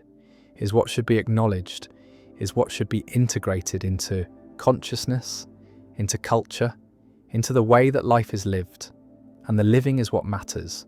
is what the mathematics of mortality teaches, which is that death is certain, time is finite, moments are precious, and the precious is what remains, is what persists, is the experience of being alive, of being conscious, of being here now, in the time that is given, in the space between birth and death, in the mathematics that structures everything, that creates everything, that makes everything matter, and the mattering is mortality, is death, is the ending that gives shape to life, that makes life life, that creates the conditions for meaning, for value, for the sense that this is important, that this is real, that this is happening, and the happening is temporary, is finite, is ending, and the ending is what makes it precious, is what makes it matter, is what makes it the gift that death gives, which is the recognition that life is limited, is scarce, is valuable, and the valuable is what should be lived, should be experienced, should be embraced, not denied, not postponed, not feared, but accepted, acknowledged, integrated, and the integration is what makes mortality bearable, is what transforms terror into meaning, is what converts the mathematics of death into the mathematics of life. And the life is here, is now, is finite, is ending, and the ending is approaching, is certain, is the fact that structures everything, that makes everything matter, that creates the urgency to live, to be, to exist fully in the time that remains. And the remains is diminishing, is running out, is approaching the end, and the end is death, is the mathematics, is the certainty, is the condition, is what makes life life. And life is what matters, is what is given, is what is ending, and the ending is the gift, is the meaning, is the mathematics of mortality that structures all human behaviour, all human striving, all human meaning. And the meaning is that death is certain, life is finite, time is limited, and the limited is what makes it precious, is what makes it matter, is what makes it the only thing that matters, which is the time between now and death, the space between birth and ending, the mathematics that structures everything, that creates everything, that is mortality, that is death, that is the fact that cannot be escaped, cannot be denied, cannot be defeated, can only be accepted, acknowledged, lived with, and the living with is what makes life meaningful, is what transforms terror into purpose, is what converts the mathematics of death into the gift of life. And the gift is finite, is ending, is approaching zero, and the zero is death, is the end, is the mathematics, is the certainty, is the condition that structures everything, that makes everything matter, that creates the pressure, the urgency, the meaning. And the meaning is that life is limited, death is certain, time is running out, and the running out is what makes now matter, is what makes this moment precious, is what makes existence valuable, and the valuable is what should be lived, should be embraced, should be experienced fully. Because the mathematics of mortality reveals that death is not the enemy, but is the teacher, is not what destroys meaning, but is what creates meaning, is not what ends life, but is what makes life life, is the certainty, is the fact, is the mathematics that structures all human behaviour, all human striving, all human existence, and the existence is finite, is ending, is death, and death is the mathematics, is the meaning, is the gift, is the end. Every culture sees itself as the centre, as the normal, as the standard against which all others are measured. And this seeing is not perception, but is construction, is not discovery, but is projection, is the way that collective consciousness creates a mirror that reflects not what is there, but what needs to be there, what the culture needs to believe about itself in order to maintain coherence, to justify its existence, to explain why it is the way it is and why that way is right, is natural, is superior to the ways of others. And the superiority is not argued, but is assumed, is the unexamined premise that underlies all cultural self-understanding, is the narcissism that is not individual, but is collective, is the belief that we are special, are chosen, are exceptional, and the exceptional is what every culture believes about itself, is the myth that every nation tells, is the story that makes the culture cohere, that gives members a sense of belonging, of pride, of being part of something that matters. And the mattering is created through the mirror, through the reflection that shows not reality, but idealization. Not what is, but what is imagined. Not the truth, but the narrative. And the narrative is selective, is editing out what does not fit, is highlighting what confirms, is creating the image that the culture wants to see, needs to see, must see in order to function. And the functioning requires this distortion, requires this narcissism, because without it the culture would have to confront its ordinariness, its contingency, its lack of cosmic significance. And the lack is unbearable, is threatening to the collective sense of worth, is undermining the pride that holds the group together. And so the mirror is maintained, is polished, is defended against any reflection that might show something different, something less flattering, something true. And the truth is what the mirror hides, is what the distortion prevents, is what the narcissism protects against. Because the truth is that every culture is just one culture among many, is not special, is not chosen, is not superior, is just a particular arrangement of customs and beliefs and practices that happen to emerge in a particular place at a particular time. And that could have been otherwise. And the otherwise is what cannot be acknowledged, is what the mirror does not show, is what the myth denies, because acknowledging contingency is admitting that the culture is not necessary, is not inevitable, is not the fulfillment of destiny, but is just accident, just history, just the result of forces that have nothing to do with the culture's self-understanding. And the self-understanding is what the mirror creates, is what the myth provides, is the story that makes the culture make sense, that explains why things are the way they are, that justifies the structures, the hierarchies, the inequalities that characterize every culture. And the justification is necessary, is required, is what prevents revolution, what maintains order, what ensures that those who benefit from the arrangement continue to benefit, and those who suffer continue to accept their suffering as natural, as deserved, as the way things must be. And the must is the mythology, is the claim to necessity, is the insistence that this culture, this arrangement, this way of being is not just one way, but is the way, is the correct way,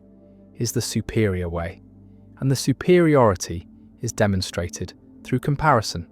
through the creation of the other,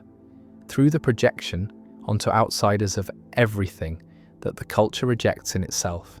everything that threatens the idealized image, everything that the mirror cannot reflect without shattering.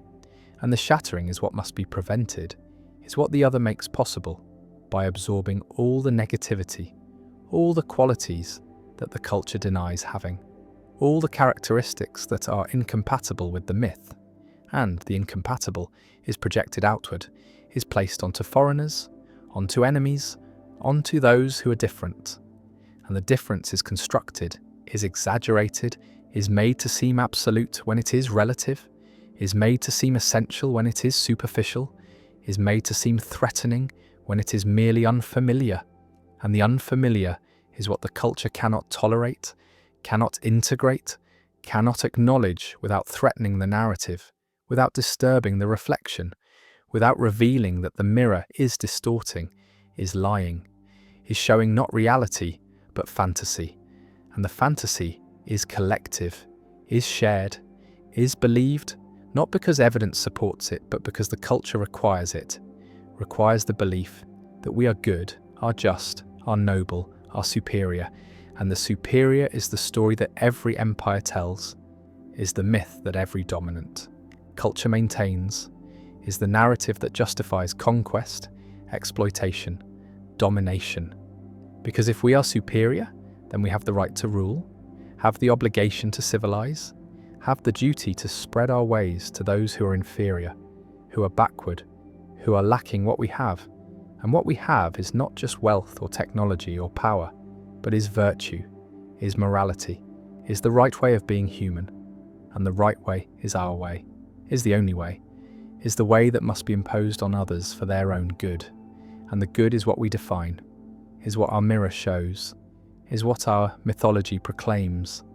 And the proclaiming is not questioned internally, is not doubted by members, is accepted as truth, as obvious as the way things are. Because the culture has been internalized, has been absorbed, has become the framework through which reality is perceived, And perception is always filtered, is always shaped by the categories that culture provides, by the concepts that language offers, by the narratives that mythology supplies, and the supply is constant, is reinforced through education, through media, through the rituals that celebrate the culture, through the symbols that represent it,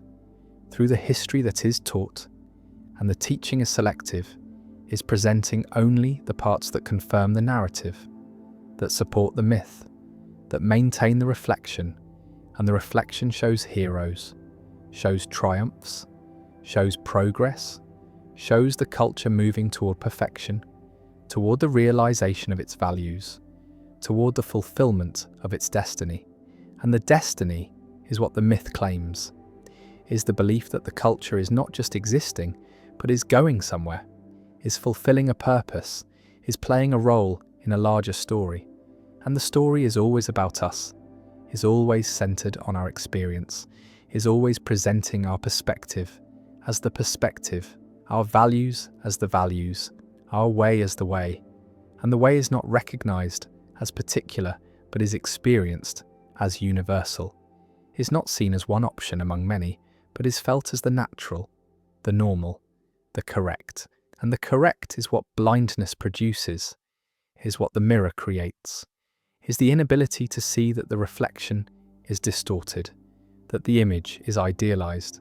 that the narrative is selective, and the selective is what creates the blind spots, is what prevents the culture from seeing its own violence, its own exploitation, its own contradictions, because these do not fit the narrative,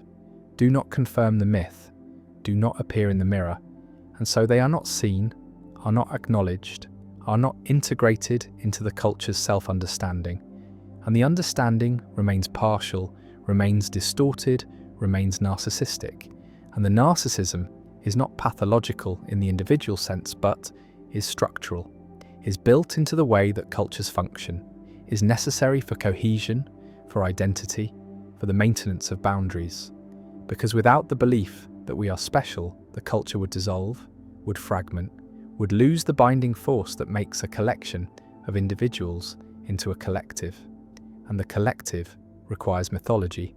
requires shared stories, requires the mirror that reflects not individuals, but the group, not reality, but the ideal, not what is, but what is imagined. And the imagined is powerful, is shaping behavior, is creating expectations, is defining roles, is organizing life. And the organization is not neutral, is not innocent, is serving interests, is maintaining hierarchies, is justifying inequalities.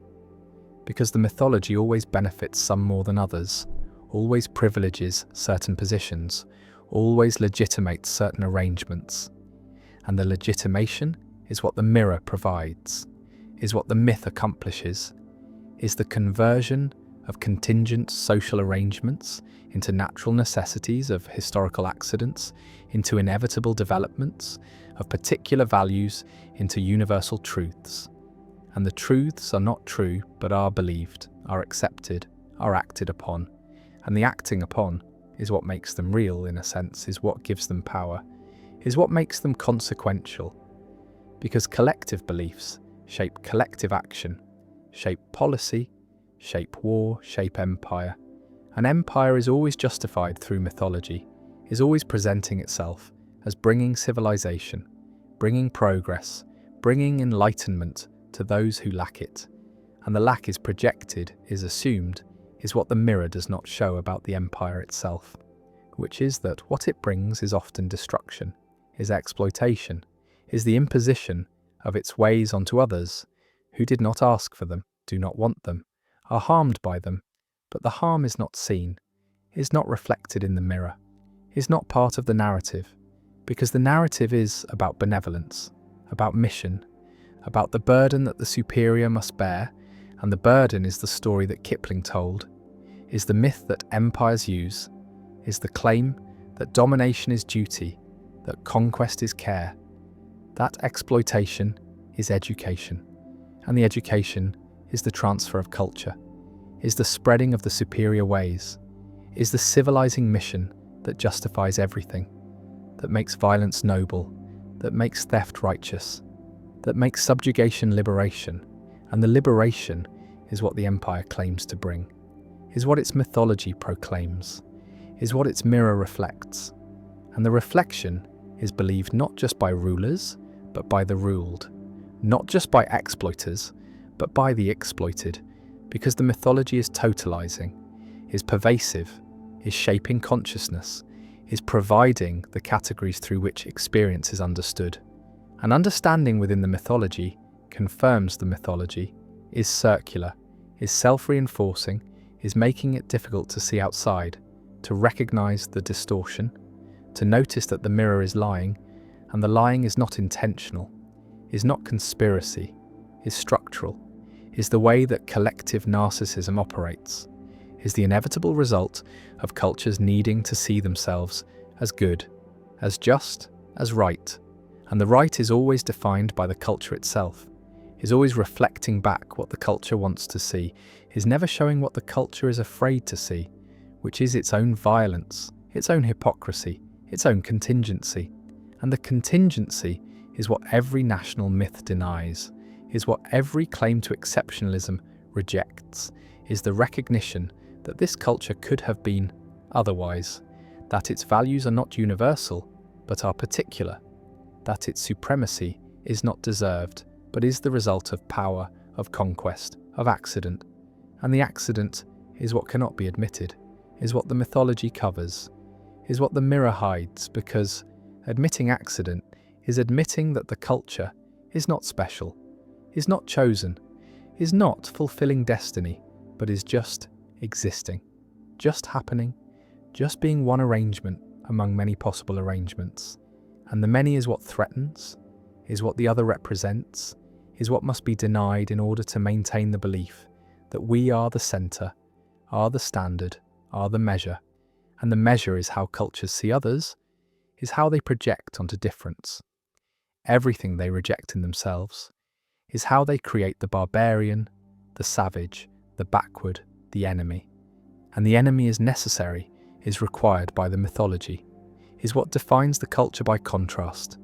is what makes us good by being bad, is what makes us civilized by being savage, is what makes us superior by being inferior. And the inferior is not discovered but is created, is constructed through the selection of differences, through the exaggeration of contrasts, through the interpretation of practices as evidence of backwardness. And the backwardness is what justifies intervention, justifies domination,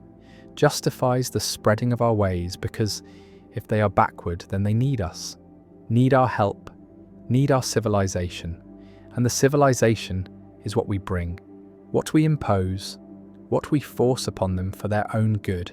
And the good is what we define, is what our values dictate, is what our mythology proclaims. And the proclaiming is not listening, is not dialogue, is not exchange, is imposition, is violence, is the erasure of their culture in the name of bringing them ours. And the erasure is not seen as violence, but is seen as progress, is seen as liberation, is seen as the inevitable movement toward the universal, which is really the particular disguised as universal, is our particular values presented as the values, our particular ways presented as the way, our particular culture presented as culture itself. And culture itself is what we believe we are, is what the mirror shows, is what the mythology claims, that we are not just a culture, but our culture, are not just civilized, but our civilization, are not just one way of being human, but are the way, the correct way, the superior way. And the superiority is what cannot be questioned internally, is what is taboo to doubt, is what is defended violently when challenged. Because challenging the myth is challenging the culture's identity, is threatening the collective narcissism, is disturbing the mirror, and the mirror must be maintained, must be protected, must be polished, because without it the culture would have to see itself as it is, would have to confront its ordinariness, its violence, its contradictions. And the contradictions are everywhere, are visible to outsiders, are obvious to those who are not invested in the mythology, but are invisible to insiders, are not reflected in the mirror, are edited out of the narrative, are the blind spots that every culture has, that every mythology creates, that every collective narcissism requires, because seeing the contradictions would require changing, would require admitting error, would require acknowledging that the culture is not what it claims to be, is not as good as it believes, is not as just as it proclaims, and the proclaiming is constant, is part of the mythology, is the endless assertion that we are different, are better, are special, are the exception to the patterns that govern other cultures.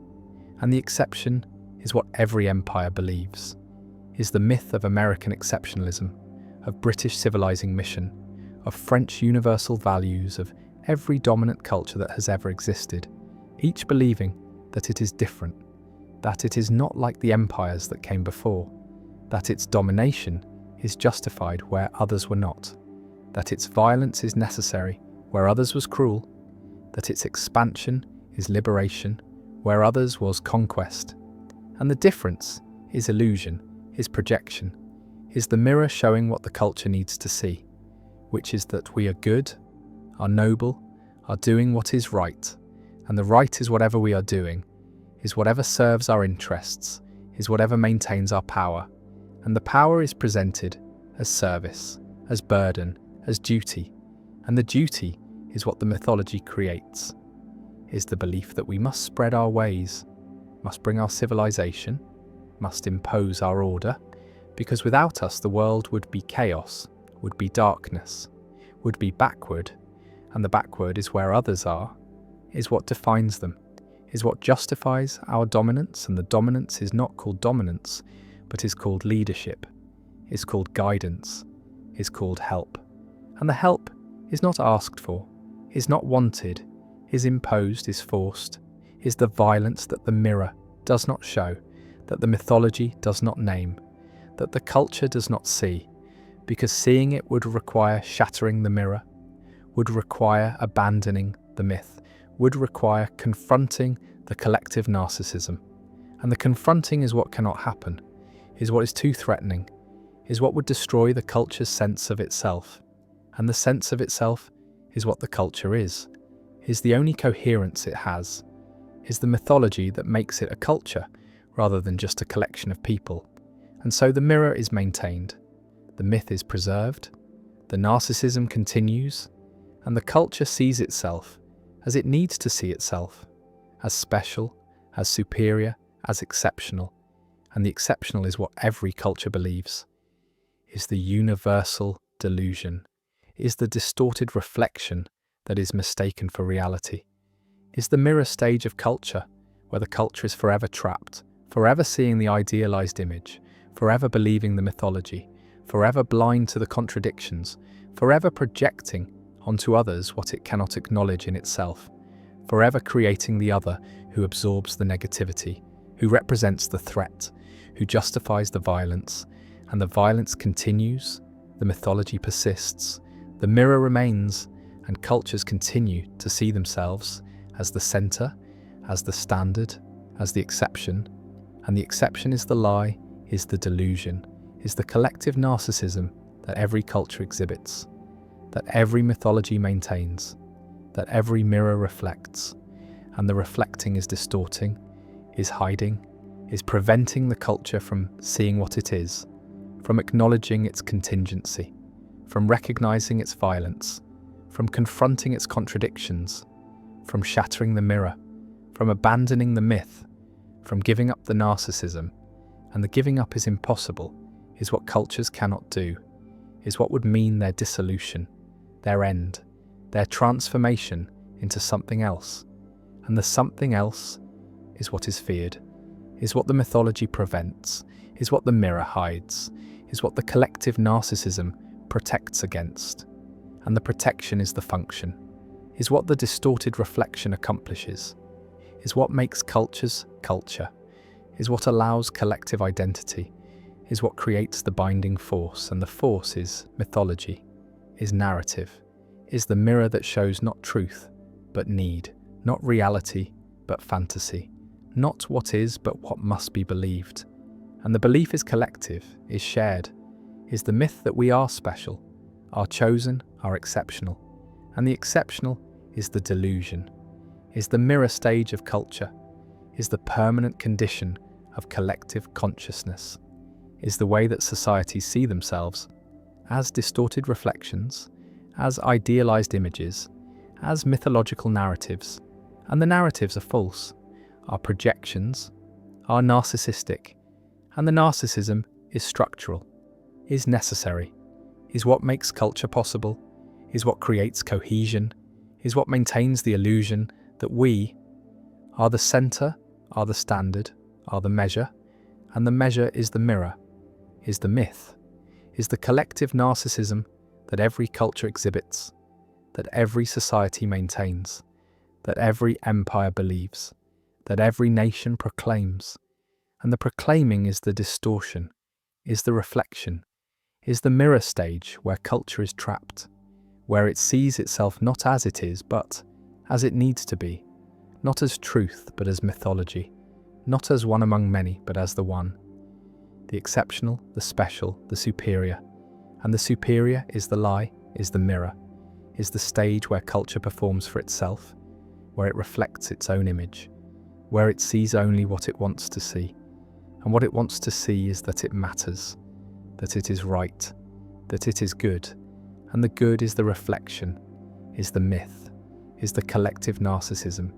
is the mirror stage of culture where every culture is trapped, where every society remains, where every empire believes its own mythology, and the mythology is the mirror, is the distortion, is the way that cultures see themselves, as exceptional, as special, as superior.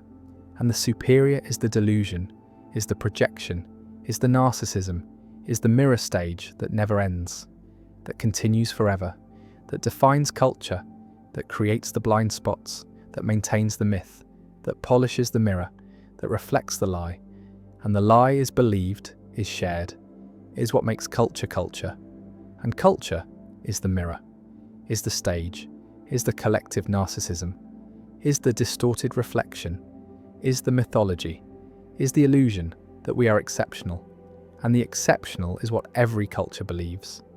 is the universal delusion, is the mirror stage of culture that shows not truth but need,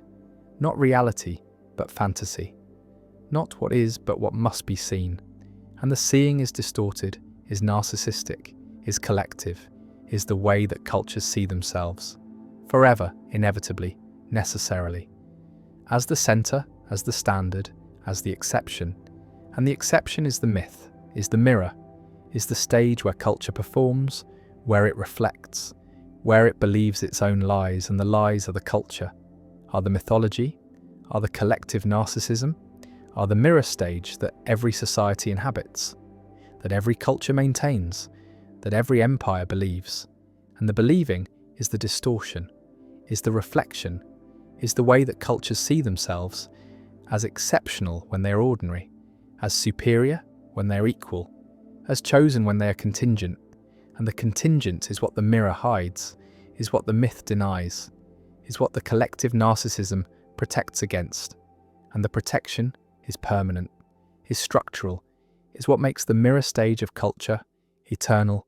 inevitable, universal. The way that all societies see themselves as distorted reflections, as idealized images, as mythological narratives that are believed, that are shared, that are maintained, that are the culture, that are the mirror, that are the stage, that are the collective narcissism that defines human social existence, that creates the blind spots, that justifies the violence, that maintains the myth, that every culture exhibits, that every society believes, that every empire proclaims. And the proclaiming is the mirror, is the stage, is the distorted reflection that is culture seeing itself.